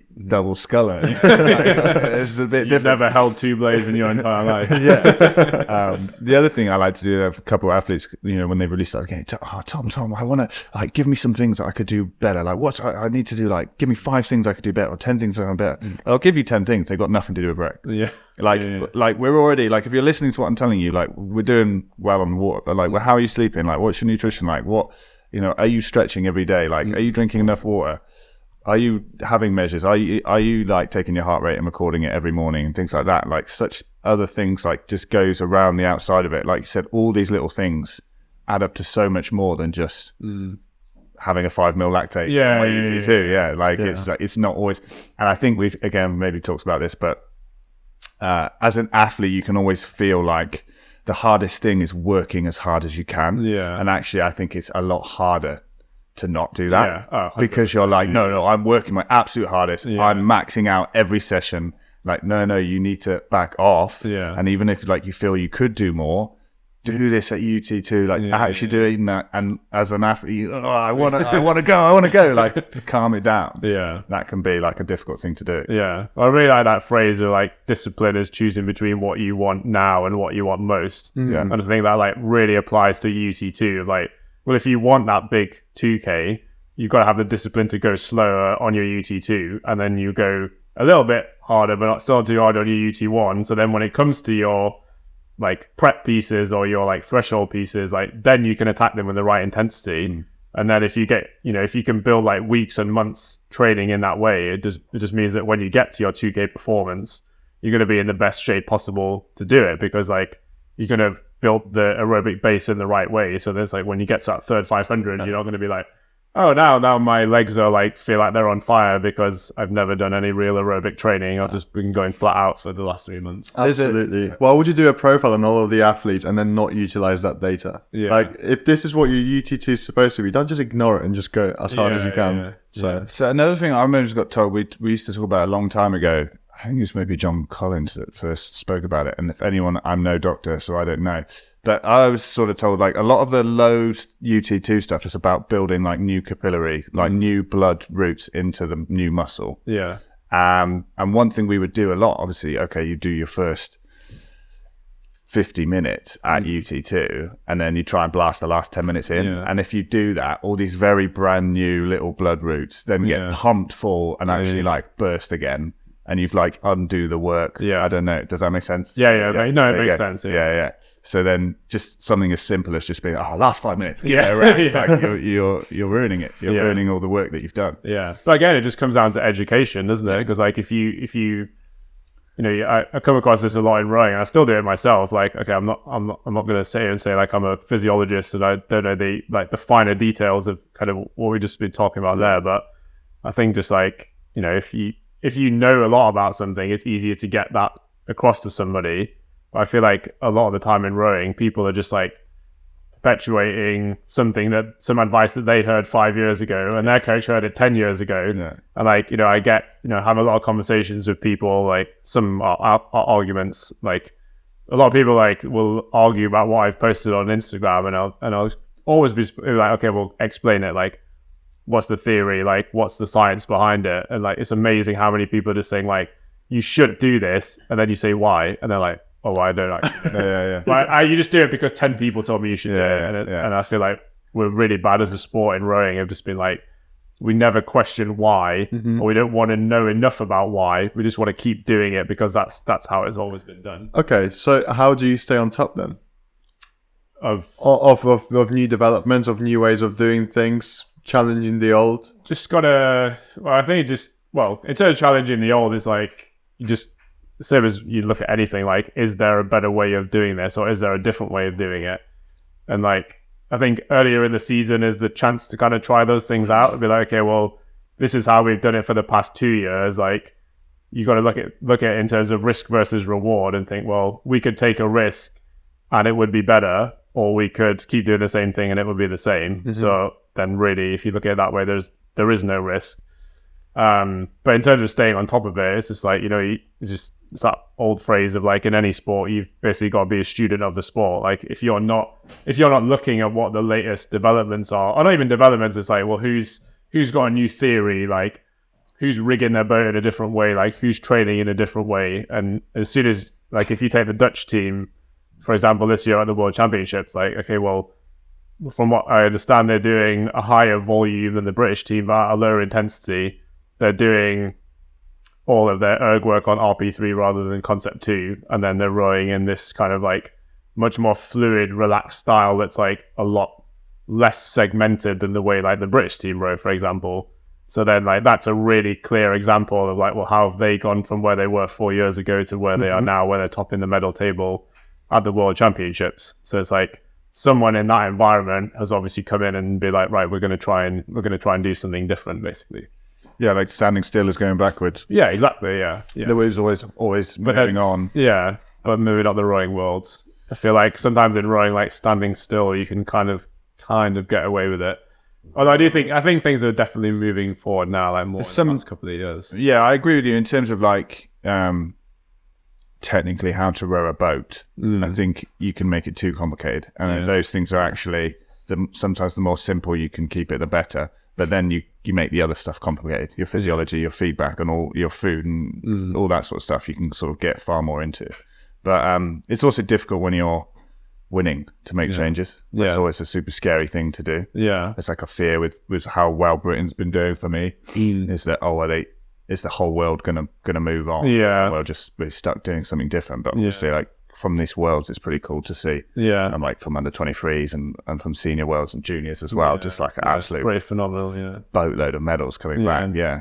Well, I listened to a podcast a while ago. Toto Wolff is the head of the Mercedes team. He was on the High Performance podcast, and he kind of said something really interesting, that the reason they were so successful is, he was saying before, like nobody ever says, why did we win? He said if you lose, you go straight back to the drawing board and be like, oh, what could we do better? But he said that normally if you win, it's like, great, we won. It's like, job done. Yeah, let's all go out and celebrate. And he said one of the reasons he thought that Mercedes team had been so successful was that it was like, okay, we won, but why did that happen? And still, like, what can we do better? And I think like that's what makes like elite teams have like a sustainable run of success, is like, as you said, like you can't stand still. Like winning isn't good enough, because as soon as you've won once, then you've then got the target on your back and everyone's trying to beat you. So like you've got to work hard to stay ahead of the game. I absolutely love that. I've always said that, like, you kind of win to forget. Like this weird, you know, like even I got to a high level, but for me, like the pleasure of winning was like, I don't now have to dissect that in my head for the next 6 months. Every time I go to bed and close my eyes, like, what could I have done better? And like the winning was like, oh, we did it. We did the job. Assuming that you won in the way you want it, you win it too. You know, sometimes maybe if you didn't win by as much, or there's a plan further down the line. Yeah. But in terms of sort of winning Henley, when I did, it was just like, oh, I don't. Yeah. My head isn't gonna beat me up for it. Yeah. But like you said, like even then that next level, it's like, okay, but still, can you go back? And what could you have done better? It just all comes down to like pushing boundaries and how fast you wanna improve. Yeah. I think in rowing I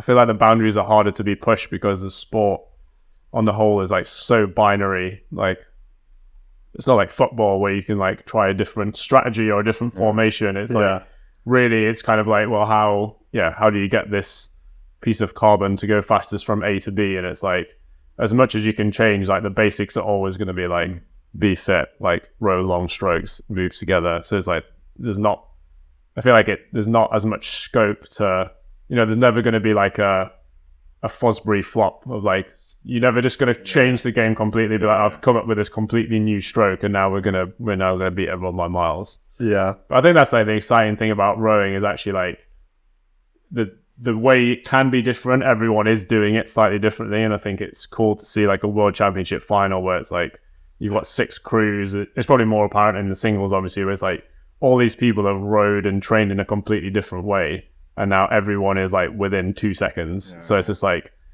it makes you think like there really isn't like a magic formula. Yeah. And actually so much of it is just like, does everyone in this team in this process believe that this is the best way of doing things? Yeah. And if everyone says yes, I think that's how you're going to get towards having like the most success possible. Because as soon as you're asking questions of like, is this the right training? Is this the right way to row? Are these the right people I want to be in a boat with? Like, as soon as you've got those doubts creeping into your mind, then it's gonna limit your like how far you could get. Okay, so here comes a question. Do you then believe in fitness over technique? I would say it's 50-50 for me. Yeah. Although, because it's a good question. So the way I would like look at it is think like, if you think of like fitness level and efficiency level as like a bar, like if your efficiency level is really high and your power drops a little bit, you're probably still going to keep quite good boat speed. But if your power is really high and your efficiency level drops, then I'd say like that's when your like boat speed is going to fall off a cliff. Okay. So I think, I would probably say like, technique is still the most important factor, but it's got to be backed up equally by physiology. Yeah, like there's a minimum, a level of efficiency. Yeah, efficiency can only drop a small amount. Power could drop more if you're still efficient. Yeah. So I'd say, like, just going back to using the Dutch team, I think they're a good example of this year at the Worlds. Like, what was the worst result that anyone in their team got? I think it was like a fourth place. Wow. So I have to check it, but like I don't recall seeing many boats lower than that. And I think then that's like the test of then, like, well, if they're all rowing at this really efficient level, then is that boat that came fourth just the one with the worst physiology of the team? Mm-hmm. And actually, then if you look at some other nations that maybe had some people that were like really strong but not that efficient, then they're going to end up probably a little bit further down those rankings. Yeah. For me as well, then you've also got the added one, which is kind of the je ne sais quoi, as they say. It's like the mental boost. So I think I'm right in saying, like, biomechanically, the most efficient, fastest way to row 2K which should be to do all 500 at the exact same split, right? Yeah. And that should be the best way to do it. Yeah. But that means you're probably going to be like 5 or 6 seconds off the pace coming through 500. Yeah. And there is something, I guess it probably is quantifiable, but there is that mental advantage of sitting up that makes, that obviously it is enough of an advantage that there aren't many crews ever that have tried to just do that flat pace. Yeah. I know there are some that have. Well, you need like unbelievable levels of confidence to do that. I think like the Kiwi pair and the Australian pair are probably the two that would spring to mind the most. Yeah. Always down at halfway. Yeah. But And like miles down. Yeah, it could be. But then just, exactly. Definitely having confidence. But then that, he said, even there's an area where, could be explored a bit more. Yeah. Whether how much that mental benefit could be overturned by a perfectly efficient race. Yeah. Absolutely. Well, I mean, as someone who comes from like Poland and has had to like learn a new way of rowing, like following the British example, it seems to me that British technique is kind of like the epitome of efficient rowing, no wasted movements, like using the levers perfectly, like the strong, obviously as the stroke progresses, you use the legs, you use the hips and then arms, etc., like all in that order. And then you can see at other countries who aren't doing quite so well, for example, and then I would probably say that maybe they're lacking technically, but they're probably like more powerful. So I think it also like really makes sense what you said, that if the power and the fitness is there and the efficiency is kind of lacking, you are going to go slower, but not the other way around. So I guess what I'm trying to say is that you could look at a crew like the Dutch, even the singles color, who's beaten the Olympic champion Emma Twigg. That was a pretty big win. Yeah, it's a massive win. Margins. There are still some big margins. Well, that's what I mean. It's not exactly what I'd consider classically the perfectly efficient rowing style. Yeah. So, like, how do you balance that, really?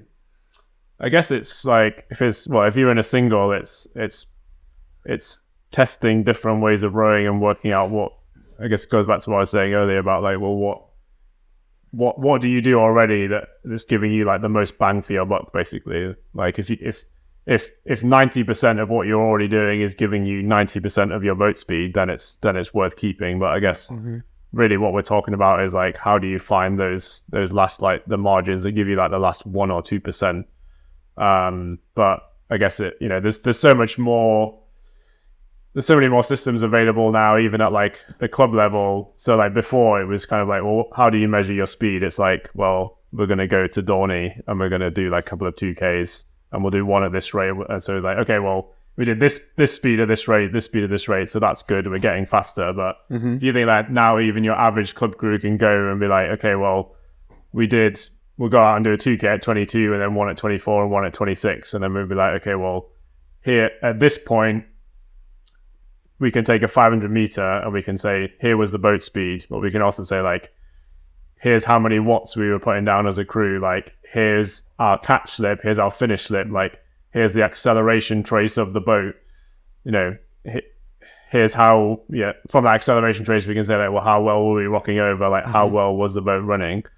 So once you've got all that information, like you basically keep one thing the same, which is usually the rate. Yeah. And you then say, well, if we manipulate all of these other variables, like if we do the same power at this rate with less catch slip, is it going to be faster? Well, like hopefully it will be. Yeah. Or if we have everything else the same, but now we're going to like rock over twice as fast, is that going to make the boat faster? And it is like, you know, if we rock over faster, we get a bigger acceleration by quarter slide, but we get a massive deceleration into full slide. Yeah. Is that a faster way of rowing? And I think like that's really where you're going to get those extra 1 or 2%. But I think that's probably a big reason that a lot of club crews are getting so much faster. But equally, like for the example of the Dutch female sculler, like if you only have to work that out for one person, then that's how, you know, you can test all of those variables, and I feel like that's how you can come up with that most efficient way of rowing. And I think, you know, I've definitely been guilty of that in the past. I've been like, that doesn't look like an efficient way of rowing, but then it's like, is my eye the best judge of efficiency? Yeah. Definitely not. Yeah. And that's what I think about using like biomechanics telemetry. Like I'd always say like, okay, maybe I can say 95% by eye, that's what it should look like. But you need to measure that last 5%. But then, you know, if you're talking about a 5% difference in boat speed, you're talking about a difference between winning the Olympics and, you know, not even getting near, well, not even qualifying. Yeah. And getting anywhere near. Like, you're talking about a difference between an Olympic crew and a club crew. That's true. Is 5%. Yeah, it will be. I love the scientific approach to rowing and trying to make the boat go on then. I'm pretty bad at maths. What's the difference between 5:20? Yeah, which is like Olympic 8 medalish kind of time. Yeah, and then what are you winning? Like Thames Cup in like 5:40. Well, yeah, 5:40. I think it used to say like 5:40 you'd be guaranteed to win the Thames Cup, but I think it needs to be a bit quicker, maybe like 5:36. So what's 20? So like so the GMT for men's 8 is now 5:15.5. Wow. So that's a gold medal time. But so that's 100%. I think off the top of my head, like 5:40 is like a 94%, 93, 94. Okay. So wow. Yeah. So 5% off Olympic gold is Thames Cup. Yeah. That's scary. That is incredible. Yeah. Geez, so that means the ladies play are even closer to the Olympics than we might think. Yeah. But if you think like, so I was at Duisburg Regatta in May, and obviously Brooks won the ladies' plate at Henley by a foot, and in Duisburg they went 5:29. So that's like I don't know what that would be, like 96, 97%. Okay. So then, but that's what I mean. Like as I said earlier, is like the fact that you can get like club and university crews having access to all of this way of kind of recording this data, and that's how clubs like them and Thames and Leander have like got to that level where it's like, okay, you're now knocking on the door of actually, you know, if you turned up to a race where you've got like an Olympic 8 versus, you know, someone that's entering the ladies' plate, like it's not just going to be a walkover anymore. Like it is, you can feasibly get close to that. And I think that's why that gap is closed, is because national teams had access to all that stuff before. And, you know, if you go out on an average day, like Saturday morning on the Tideway now, like the amount of crews that are rowing around with like telemetry on or like screens getting live feedback, and it's like, it's the whole, like that side of the game is like changed so much. GPS stroke coaches and things like that. Yeah, exactly. Or it's like you're trying to get your impeller right.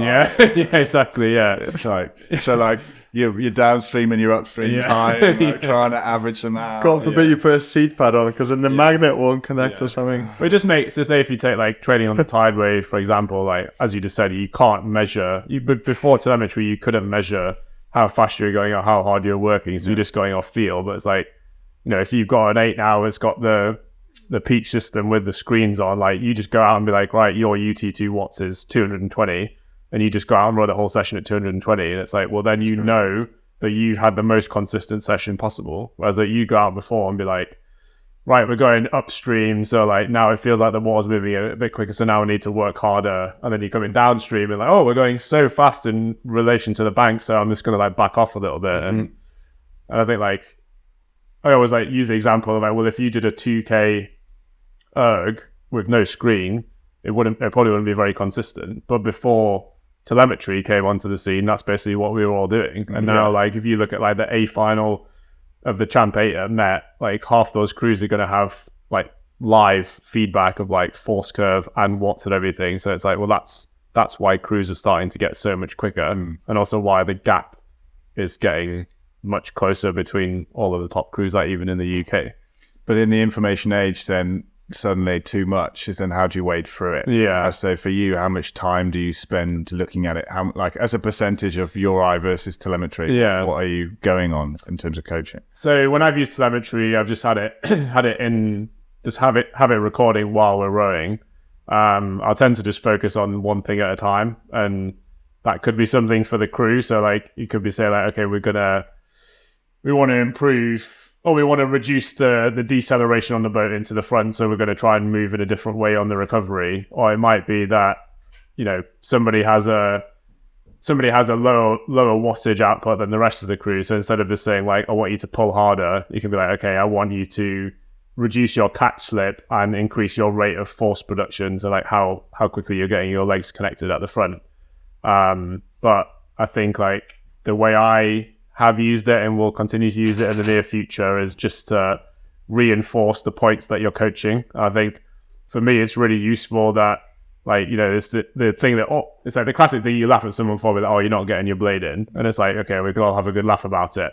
But as soon as you start saying like your catch angle is 65 degrees and your catch slip is 20 degrees. So it's like, well, you're not connected for 20 degrees of the entire stroke that you're rowing. And be like, this number is 20. I want you to get it to below 10. As soon as it's like a quantifiable, like achievable metric, it's going to get improved like way quicker. Yeah, I think we're also seeing it and making the athlete understand it. So I think it would be really difficult sometimes for what you think you're doing and what you're actually doing. Yeah. For me, like even just video analysis. Yeah. You know, even for myself, you know, the coach is saying, Tom, I really need to see you getting the blade in earlier. I'm like, Yeah. I'm smashing it. Like, what are you talking about? I'm doing it. And you're in the video and you're like, I'm not doing it. Yeah. I'm not doing it. Because there's a strange thing when, like, I guess especially when you start doing a movement so much, even the smallest change can feel like a huge difference. Yeah. So you end up making it tiny. Yeah. Because just doing that little bit, you feel like, I'm absolutely sending, you know, like I'm catching here now. And it's like, you're not. It's just because you've been doing a little bit, not enough. That change makes a difference. I guess like an extension of video. Yeah. In terms of just getting the athlete to understand. Like you said, again, like for me, with coaching, it's like so much more valuable to get an athlete to understand what they are or they're not doing, rather than just to shout and tell them. Yeah. And that's the skill as a coach. And that's what comes with experience of like, well, what might work for one athlete might not work for another. Like for some people, all they need is video. And then you can say like, okay, look, you saw this on the video and this was backed up by the telemetry. Whereas like some people are like so data driven that like they want to see the telemetry like either live or like straight away after and they don't care about the video because they're like, I don't care what it looks like. I just care what the numbers say on this like this sheet of paper. And it's like, it's then working out like, how is it of all the tools you have available as a coach, like which ones are going to work better for athlete A and which ones are going to work better for athlete B, and then just making sure that you kind of deliver things in the right way. Yeah, it's I'm like you said, the mark of a good coach. A good coach I had it early on for a couple of years, Chris Colleton. He'd worked out a few different ways to explain something. So he would explain something you want to do from it, you maybe wouldn't quite understand, and then he'd kind of work it out. So you stop it again and he'd explain it in a different way.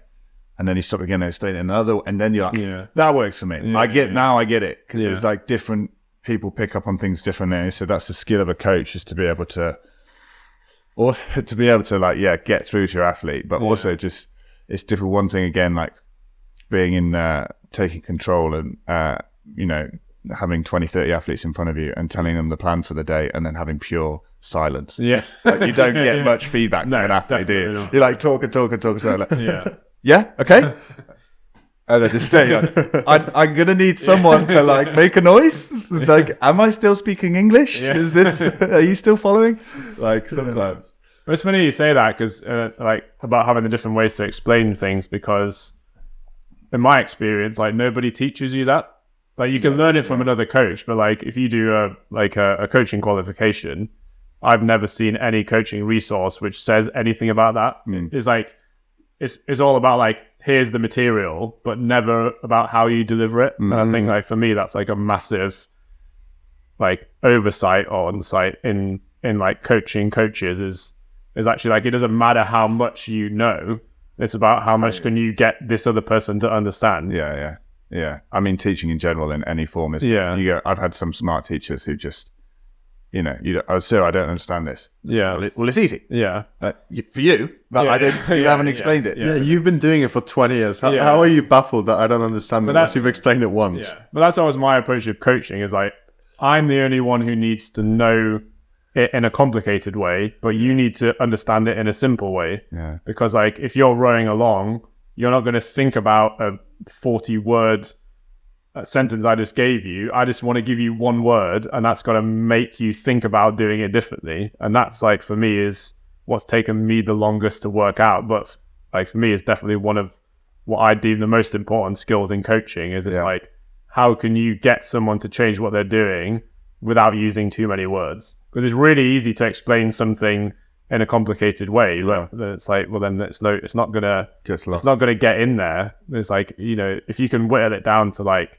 1 or 2 or 3 words, and they know what those 3 words mean, and they make the change, like that is like the essence of coaching. It's funny, you can hear back some coxing recordings from some racing and be like, okay, that call is definitely a technical call. Like one that springs to mind is from 2021 on the Twin Trees in an 8, and then they used the word pinch. Yeah. So I imagine that just means press out the finish more. Yeah. Pinch. I said like pinch the foot play. Yeah. So. Yeah, I laugh a little bit like the analogies that coaches make, or even myself will make, like just to try and make it simple. I would say in terms of like pressing off the finish, I'd be like, imagine you've got your bicycle, and you're going to push it off, and you want it to like go as far as it can. Yeah. If you push it off with a little bit, it will go 2 meters and then fall flat. Yeah. If you really give it a send off, then it will, the more momentum you give it, the longer it will stay flat before it starts getting wobbly. And just trying to find other ways.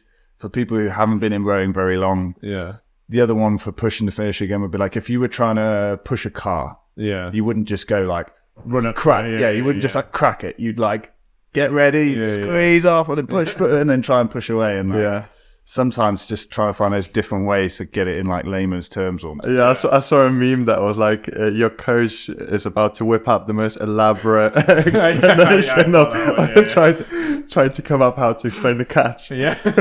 I like it. Like sometimes I'd hear you like from the other launch when we were coaching together, it would be like, right, so Premiership football. Like, okay, here we go. Another Pete classic. Gotta be done. Yeah, it's got to work. Like rowing's just, especially when you first get into it, it's wild. It's not English. It's got its own language. It's not like any other form of movement. It's super, super strange to get into and get people started with. Yeah. But like again, fun and rewarding. So I've looked into coaching abroad a few times, and that's like for me has often been the reason that I haven't gone through with it, because it's like there's learning a language, and then there's learning the rowing specific stuff. Yeah. And I just think like, you can't learn that from like Duolingo. It's going to take a long time to get to that point where you can come up with those like, it should feel like this, because it's like, you might even say something that's not even a thing in that culture. They've never played football, or have never even ridden a bike or something like that. Yeah, certain words, like press or pinch or those kind of words, which you've heard them so many times, exactly what's being said, but in another language that could just mean absolutely nothing. Pin it out. It's Tom's favorite. I like pin it out. It just, I know what it means, but I understand that it doesn't. It's not as easy for other people. I guess. Yeah. But that's the thing is, like I was saying earlier, you might say something about like the bike analogy. Some of them got to make sense, and someone else will be like, "What the fuck?"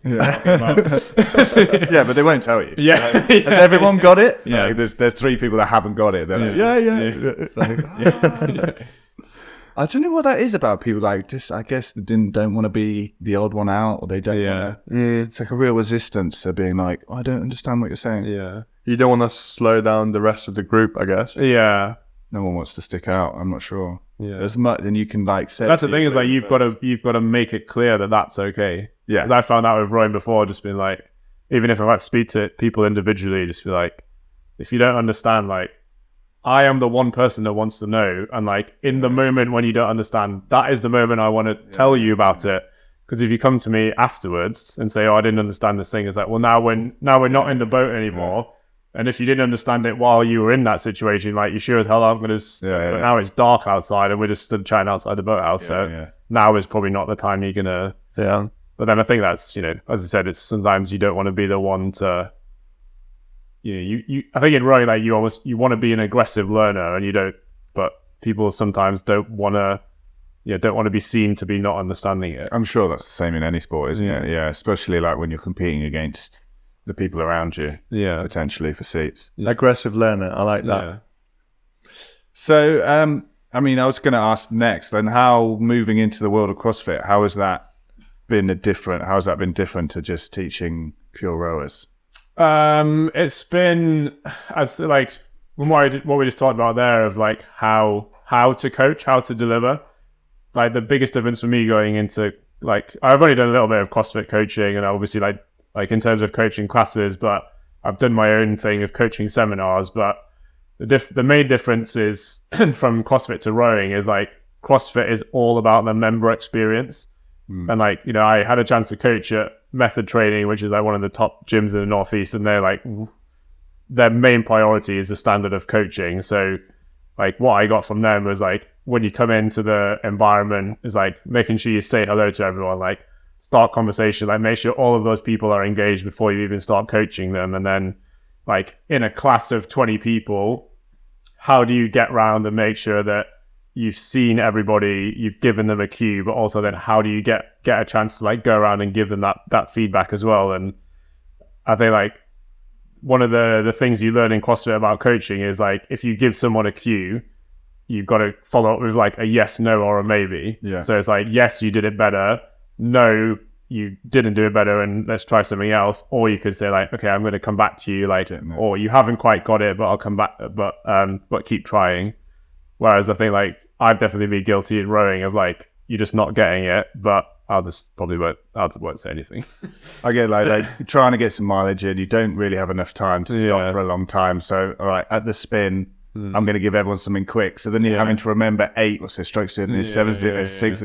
Okay, like spin. Okay, right. Like, try and get it all out and go again. Yeah. Like time limits is tough sometimes. Yeah. And I think with coaching CrossFit, like I'd say I was always at my most engaged coaching when I was delivering S&C sessions, and it was like the first session of a new block, because it's like new movements, it's like new rep schemes, like you're basically you're teaching from scratch on that one thing. Whereas like with CrossFit, that's every single day, because it's always something different. There's always a movement that they need to work on, or they need feedback on, or they need information about. So I think like the whole nature of it is that like it is constantly varied, and that's almost like what makes it way, or in my opinion, like way more engaging on a daily basis to coach. Yeah. And, you know, we spoke about earlier of like, you know, you might, if you're coaching an elite athlete, you might help them get 3 seconds quicker over a season. Like in CrossFit, you're probably helping them get 5 seconds quicker in 20 minutes. Yeah. So like the gains to be made are like absolutely enormous. And, you know, one thing I like about doing CrossFit personally is like, I'm good at, you can say there's 40 movements. I'm really good at 10 of them. I'm absolutely terrible at 10 of them. And the 20 in the middle, I'm all right at. So like, there's always something to get better at. And then on the flip side, from coaching it, it just means that like, there's always something that you can deliver to the athletes in the CrossFit class where they're going to make a significant improvement in that 1 hour that you get contact time with them. I think the other thing that that I think is good about CrossFit, which I try to implement, especially in the gym with rowing, is just like how well structured everything is. Like if you go into like CrossFit classes never overrun, because you've got to get back to work, or the next class is coming in. But the reason that they never overrun is that you have the entire class planned out. Yeah. So it's like, okay, 0 to 2 minutes introduction and chat. Yeah. Then you do the warm, then you do the mobility, then you do specific warm up, explain the workout. You factor in your debrief time, your cleanup time. So like the fact that it's so well structured means it's always incredibly well run, and everybody knows that they're going to get there. They're going to commit their 1 hour of the day, and they're going to leave having been more fulfilled. And I think like compare that to rowing, like, you know, you can't say like 0 to 2 minutes, I'm going to brief you, and 2 to 7 minutes, you're going to get the boat on the water, because it's just never going to happen. Someone needs to move their feet. Yeah. Forgot their water bottle. Yeah. When I moved to coaching, it's something you realised even more how much fast there is. Yeah. It's like a bit crazy. But again, I've always sort of, maybe not enough. I had the confidence in my own ability to coach, but like coaching at college rowing level, no disrespect to those people that are there. Like I've never looked at a crew and not been like, I know what we need to do.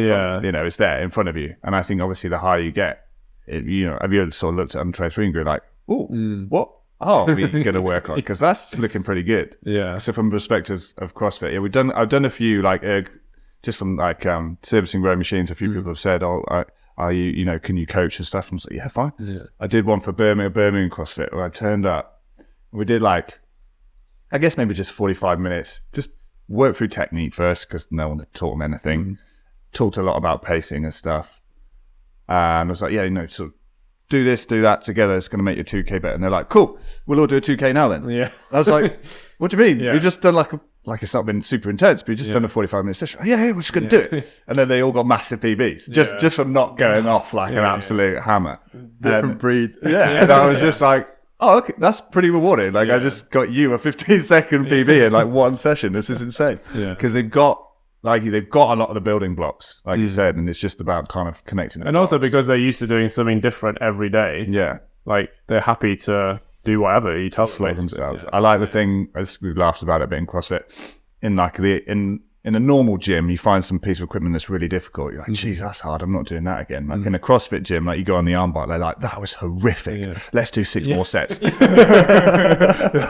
It's like trying to find the thing that hurts the most. Like, oh my God, awful. Let's go again. But I like, that's the rose mentality. But I think like that's one of the good things about CrossFit. And I think like as a sport, it has such a high rate of retention of athletes because like A, it's fun, and B, it's different every single time you go in. But I think like, I guess like flipping it back to like, what could we do in rowing in that same vein basically is like, well, we can't really change how we train, but like, I think one thing there's always frustrated me is like in rowing, like why do we only race over like very specific distances? Like why in the winter do we only do a 5K and a half hour 820? Like why in the summer do we only do 2K? I think like if you started offering different ways of racing and different distances, like I just feel like the sport would be so much more fun, and especially like in some of those summer races, because there's been stuff before like the Powerade sprints and some of the events that Red Bull have done, but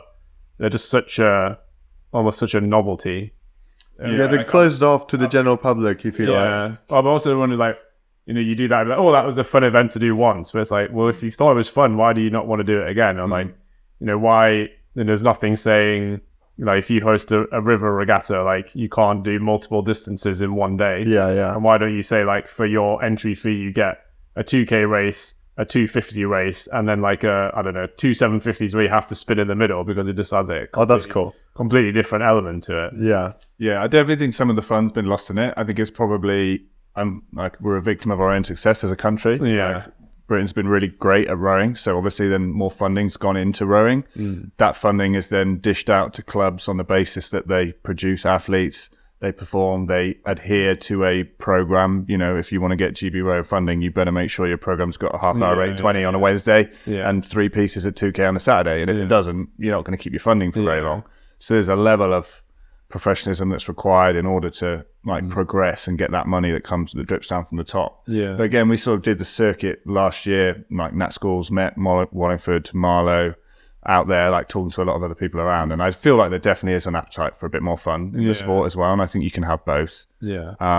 Because every event you've just listed there is basically the same. It's a 2K. It's right up to the start of Dorney and race to the finish line. Yeah. I mean, is it quite nice change that I've seen from sort of Met and Marlow where all the 8 events are time trialed first and then you're set into it doesn't matter what pennant you're in. Yeah. You're going to be in a final with 6 crews of your speed. So you get to race, because it's something I was missing when I was rowing at that level. It was turn up to Wallingford, Met, Marlow, smash it, win by 5 lengths. Not every time, but towards the end of my career, obviously if we're in a ladies plate 8, Brooks wasn't quite where it is now and there's no one else there to challenge you. And then you go and race at Henley and you race an American crew that's had an absolute humdinger every week against Princeton and Brown and all their match fixed races and stuff. Obviously, that's going to be really hard to compete with. Yeah. So I think there's some good things about it, but there's Yeah, I think also it sort of sucks that, like, I guess if you take rowing so seriously, you give up so much of your other stuff around it. So if your aim is for Henley Royal Regatta, then after Henley Royal comes and goes, you kind of have to go back to life and make up the time, spend a bit more time with your girlfriend or your wife or your kids. Yes. But then that summer's kind of where the fun stuff happens. Yeah. So, especially for college rowing, I think it really sucks. They have their main event at the end of May. Yeah.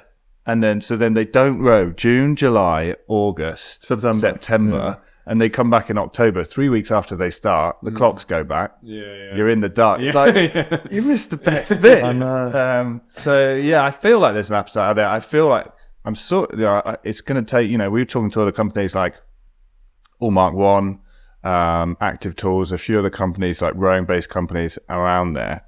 So I feel like maybe if like a few of us could get together, it's just going to take someone to take a bit of a risk, put a bit of money out there for the first one, and maybe try and get some of those events going. But like I said, CrossFit really is what you think about it as an event or all the rest of it. It's doing something right. It's definitely a way to take. It's definitely a way to take indoor rowing from just grueling training and intense, performance pieces to something fun and like different types of competitions where possibly the barrier to entry is a little bit lower than like rowing on the water. Yeah. So maybe it's like also making the sport more accessible or like more discoverable to like a bunch of people. Yeah.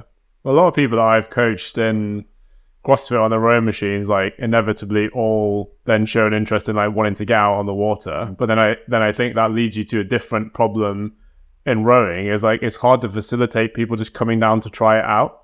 Like it's if once you start CrossFit, you can basically go to any CrossFit gym in the world and it's the same because the methodology is the same. So the sessions will vary a little bit, but it's like you're going to know how to do it all. But like there's no rowing club around that you can just turn up and be like, hey, I've never rowed before, but I'd just like to get out in one of your like rowing classes. Yeah. I know like Mark Davies proposed a scheme maybe 2 years ago of having like a rowing passport.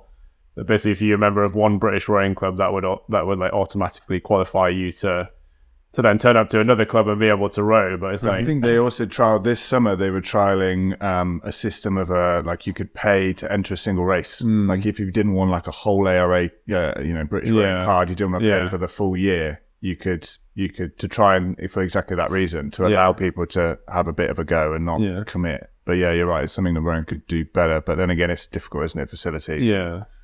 I also think a lot of the, you talk about like barrier to entry, like I'd say for me, a lot of the barriers in rowing are just like A, the tradition, but B, the amount of people that think they're keeping the traditions going, but are maybe like subconsciously really just gatekeeping a little bit and stopping the sport moving forward. And I think like, having looked into doing some different race events before, it's like immediately you're going to hit a lot of problems in terms of like where you hold it, who's going to help you run it, just like getting the support from like clubs. And it's just like, so as a sport, we're so stuck in our ways and we like a nice, safe, like, oh, we know we've got a 2K at Wallingford in May. So we'll take loads of time to prepare for that. And like, I imagine if you turned up at Wallingford and then be like, right, actually, guys, we're only going to race 500 today, and it's going to be a rolling mass start. Like, people would just like lose their minds. Yeah, absolutely. Yeah, we had that chat with Tom the other day about how rowing is like stuck in its way, and obviously there are changes impending with LA Olympics only being 1500 meters long, introduction of beach sprints, inclusivity into sport, and like why it's hard because like obviously you love the sport, so you kind of almost inevitably will gatekeeper, but also like there needs to be room for something new, and like it's not all bad and it can be more fun. So I think maybe like there's also something to be like learned from CrossFit and then bringing that over into rowing, and potentially some fresh blood will change things. I think if you look at like there's a couple of other sports that have done it, I guess like historically, cricket moving from like 4-day test series to doing a 2020, and triathlon, which was like obviously quite a long event, then moving to like having the Super League stuff. Like there's a lot of sports there are other sports that have done it successfully because by taking a sport that like is not spectator friendly because you can only see the end of the race, say, to then if you can change it to a format where the whole race is within the spectator area. Like that for me is immediately that's a way to make it more fun because Beach then sprints. yeah exactly, Which is why it's getting pushed now. Is why I think Olympic Association is discussing putting it into the Olympics. Everyone uses the same boat. So you don't have to turn up with your 15 grand impact. Or 60, 70 grand if it's an 8. And the whole thing happens in front of the audience. And it's smaller crews, so it's more exciting. It's a new sport, so how to win is not necessarily known. So you have a lot of different winners. And you compare that to the 8, and I absolutely love the 8. But like, if you're not Germany, America, Canada, or Britain, you don't have an interest in it. And if you drop that event for the Olympics, you free up 9 gold medals. Which could be split between a bunch of different beach sprint events. And like, I don't want to see the 8 go, but I don't want rowing to disappear completely. So we're just saying, standing still is going backwards. But I think as well, like, I know loads of people have said a similar thing. I've just been like, oh, why is it going in the direction of beach sprints? Like, beach sprints is ridiculous. But like, I think if we take an honest look at rowing, like, the only people that find 2K rowing at the Olympics exciting is rowers, because like, if you look at it with a bit of perspective, you've got like one boat is going 0.1 kilometers an hour faster than another boat, and it's like, your boat is 40, 50 feet long, and you're like getting like an inch ahead. Whereas if you look at if you think of like a lot of like the events like BMX cross or like snowboard cross or anything where the entire race can change in an instant, that's kind of more like what beach sprints gives you, because it's like you could make one mistake that could cost you the entire race, or you could get the lead changing hand loads of times. But I think, as you said, especially with the 8s, it's like you basically know who's going to get the medals, and like maybe the medals might change around, but usually it's like if you do one speed in the heat, you'll do it again in the semi, and then you do it in the final. But I think like moving more towards like unpredictability is exciting in racing, and that's how you're going to get more people who aren't currently involved with the sport engaged with it, because they turn up and they don't know what's going to happen in the same way that you don't know what's going to happen as an experienced supporter or as an athlete. And I think that's an exciting way to kind of push things, and like, okay, it's not what we've traditionally done, but maybe like, okay, well, where's that tradition got us in terms of like the world outside of rowing? Like, not that many people really care about it. Like, we're obviously very invested in it because we're really passionate about it, but like, there's not that big a fan base for rowing. Agreed. I think it can be more exciting. I did home countries with Wales this year. They're trialing out the 500 meter sprinting as well, a 500 meter sprint race that you do after your 2K, which is obviously fun and exciting. And I don't think any of the orders were the same from the 2K racing. So obviously you need a different thing to be successful over that distance.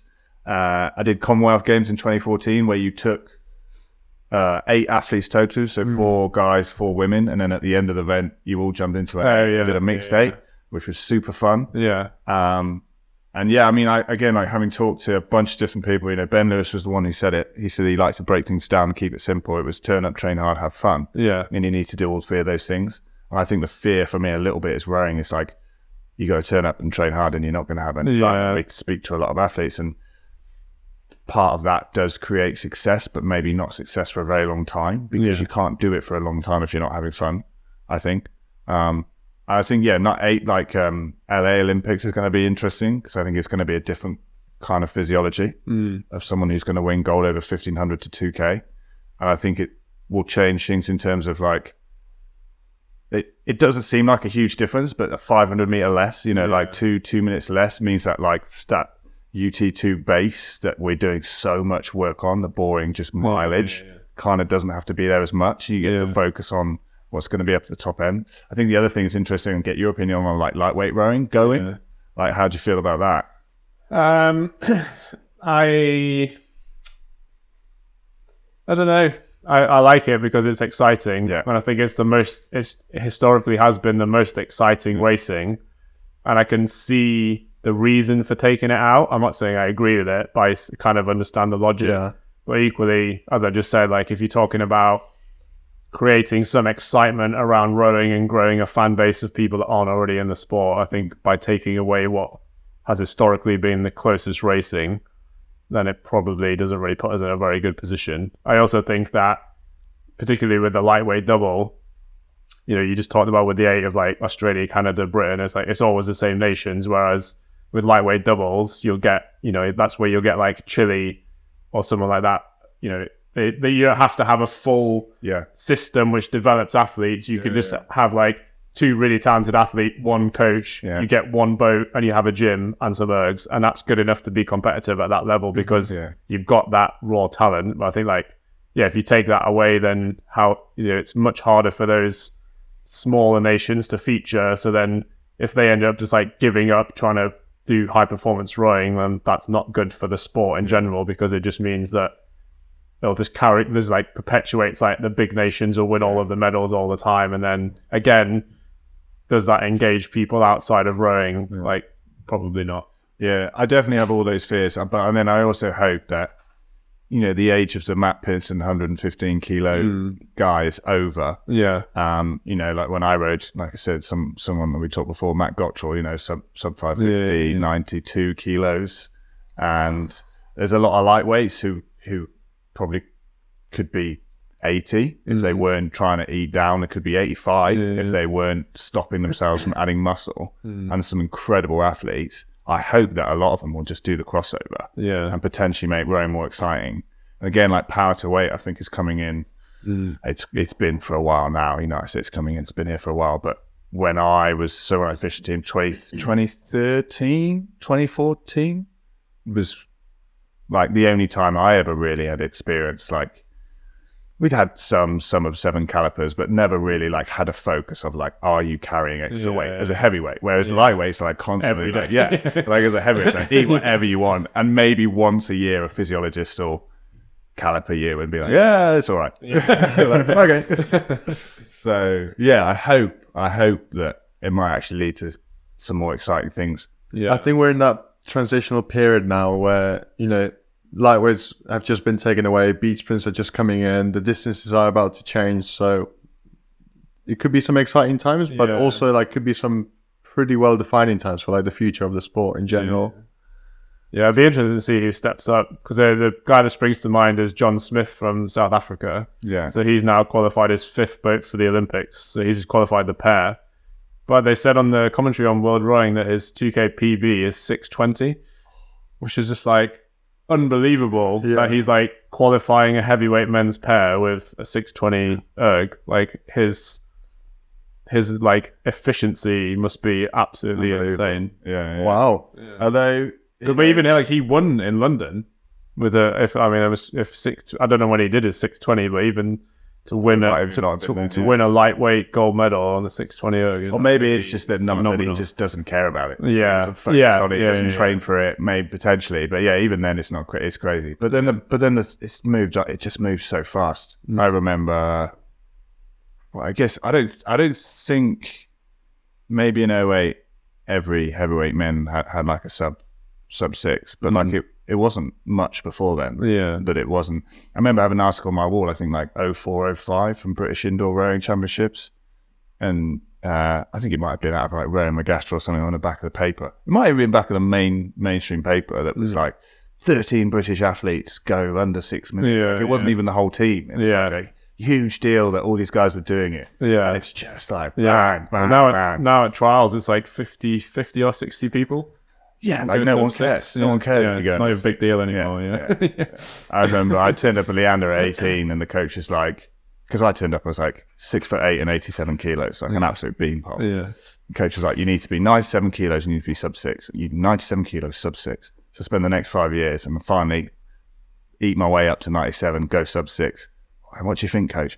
You need to be 92 kilos with 555. It's like, what? No, you can't just, like, every time I got there, it's like, change the goalposts now. And to be fair, the athletes, like springs to mind, like Will Sachs was an athlete that every time you moved the goalposts, he could step up again. And like, it's like, but based on your physiology, whether you can or can't do that, who knows? Some can and some can't. Absolutely. Yeah. Cool. Well, I guess we just got some quick fire round questions to ask you at the end. That's fine, Question I normally lead with is, what out of all the rowing venues that you might have trained at, visited or raced at, what are some of your favorites and why? Definitely have to say the X-Row in Switzerland. Did you do it? What year did you do I didn't do it. I coached a crew, but what crew was it? Go on. so it took a Tideway Scullers Women's 8. It was the last year it ran, so that was 2018. Was that? No, that wasn't with Cara. No, she was there at the same time. She was probably in the Terrier crew or something. Yeah, I think yeah.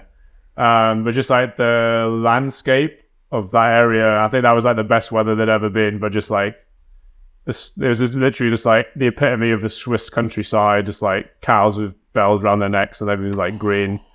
Just an amazing place to row. Baselhead in Switzerland as well. That's a pretty crazy race. So that's a sprint race in the morning, and then in the afternoon, or the second race of the day is a 6K, but they only have 3K of rowable river, so you basically race 3K up, spin around 180, and then race back down again. That's cool. So that's pretty phenomenal. Sarasota in Florida, that was pretty cool place to row. Mm-hmm. And then gotta say the River Tees will always have a special place in my heart as well.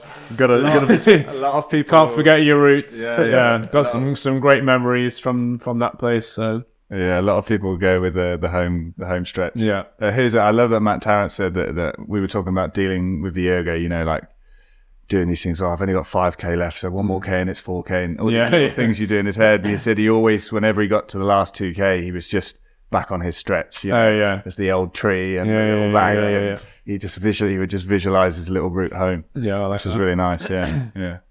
I've got one more question, and that is, if you were to repeat or do one race again when you're like 60, 70, what would it be and why? It's like a regatta that you've taken part in, or like one of the races that you've done that you'd like to do over? Good question. I don't want to say like Henley final because it's just like such an obvious one. Yeah, I didn't particularly enjoy that race, but possibly like some crazy wacky regatta in another part of the world. Oh yeah, so I did after in 2012 when Matt Wells retired from the GB team. He hosted his own sprint regatta in Hexham in the northeast. So that was just like. We were there a few months ago, yeah. So there was repeated rounds. So he got like the top 8 guys from the Olympics to come and race in. So like Campbell was there, Drysdale was like some of the French guys. Istop Chop was there. So that was like pretty crazy just seeing. And they just did like round robin format. So everyone just raced each other. Oh, that's cool.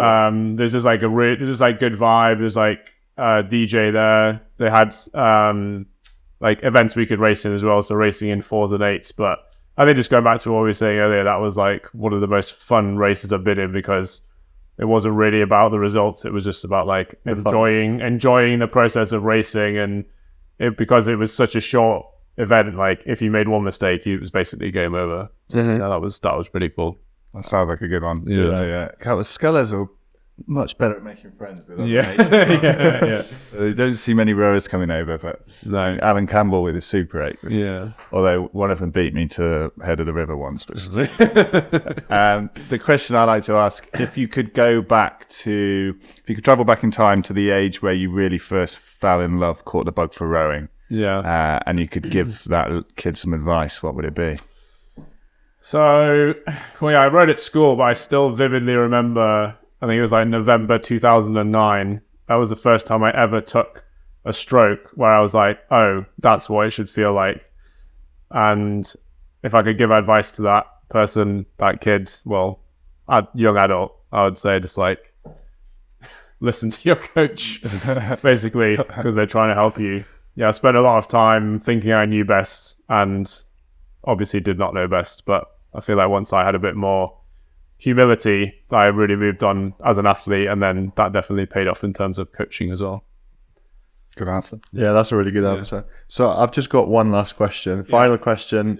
Who are some of your rowing idols or the people you've looked up to during your career or post your career? Definitely Catherine Copeland when I was at Tees. I think like being in that environment of seeing how she operated, like not just on the water, but everything she did like off the water as well, in terms of like her own management, like motivation, mindset.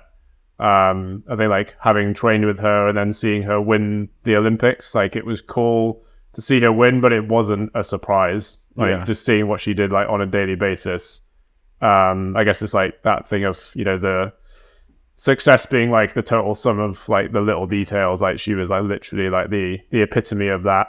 And I think having the opportunity to be at UL at the same time as like seeing Paul Bennett when he was developing, and Ollie Cook and Noddy, I think just like being around that type of athlete, I guess it's like seeing what the top athletes do and how they operate, and not like, okay, not necessarily what they were doing at that time was not what won them the Olympics or Worlds, but just like seeing what they put in on that stage of the pathway along with the natural talent that they had to then like make that step up into like winning student events at Henley and then getting into the team after that. But that is like a common theme of all the best athletes I've ever been around, and it's just like they do the basics really well, they have a good attitude, and they kind of make the most of the people that they have around them to help make that next step. I think that's like look behind the curtain. There's always yeah.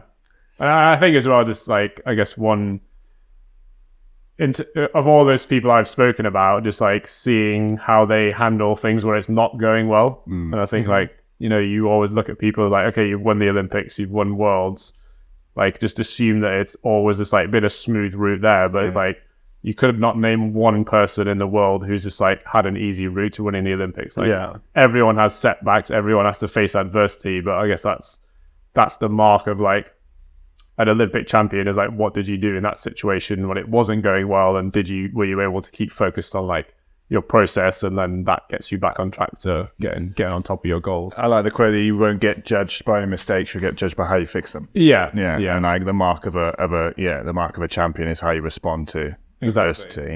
Yeah. I think also, you say the same about teams. Like the mark of a good team isn't what happens when it's going well. It's like the mark of a good team is like, how do you operate when your back's against the wall? I've seen for coaches as well, you know, like I've been in crews where we got in and it was great, and the coach did a good job, but like, what do they have to do? And then actually, like when you get in a crew and it's not going great, and then you look to the coach, you're like, oh, we need some help now. Some of them can step up and maybe some not as much, but then you know, people are always on their own journey. But yeah, no, it's always a different mark. But also I wanted to say, like, have you seen the finish of Kat's win? No. Oh, it's the best. It's the best. They cross the finish line and you can just see she just mouths the words. She is like straight turns around. She's like, "Oh my god, did we just win the Olympics?" It's like, and then she's like, we're going to be on a stamp. Because you remember in London, all the champions, like they got those stamps published. Like, that's moments. Cool. Yeah, that's cool. But she was just like couldn't believe it, because you see that when she's like looks over. She's like, there's no one else there. And then she just like, it's so funny. Like, oh my god. We've got to get her on, Kat, if you're listening. Yeah, absolutely. We'll get you at some point. Shout out, definitely. No, awesome. It's been awesome to have you on. I want to like let you talk about how people can get hold of you if they want some coaching.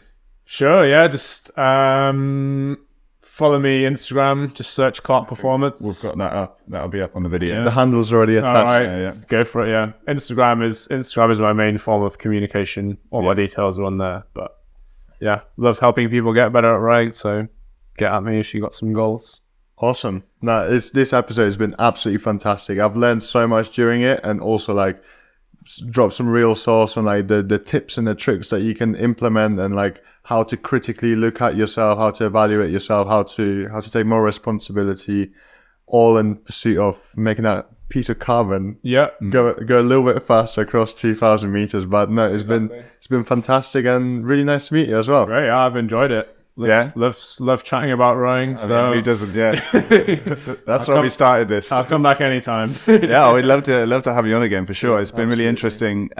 We've had a few coaches on before, and we sort of get into like the science of rowers, but I think we've spoken a bit more about coaching as well, which is really interesting. I'm sure there's a lot of people out there, whether they coach full time or as part, you know, to make a bit of money while they row. I think there's been some really interesting things. Glad to hear it. Like, because when I started coaching, there was just like, I couldn't find any resources. So like, that's like a huge part of what I'm trying to do now. Is what was weird is like with under 23s, I'd started trying to film them trying to do the exercise rather than just film like here was before and after. And then like as part of that process, I obviously then had to film myself coaching. And then during that process under 23s this year, like I basically was like, hey, does anybody want to like hear the coaching on it, hear the process? And like that was one of the biggest responses I ever had to anything on Instagram. And it was like amazing the amount of people that wanted to see what that process was like. But then it also makes you realize that like, well, they're probably so interested in it because you can't get that anywhere else. Yeah, actually,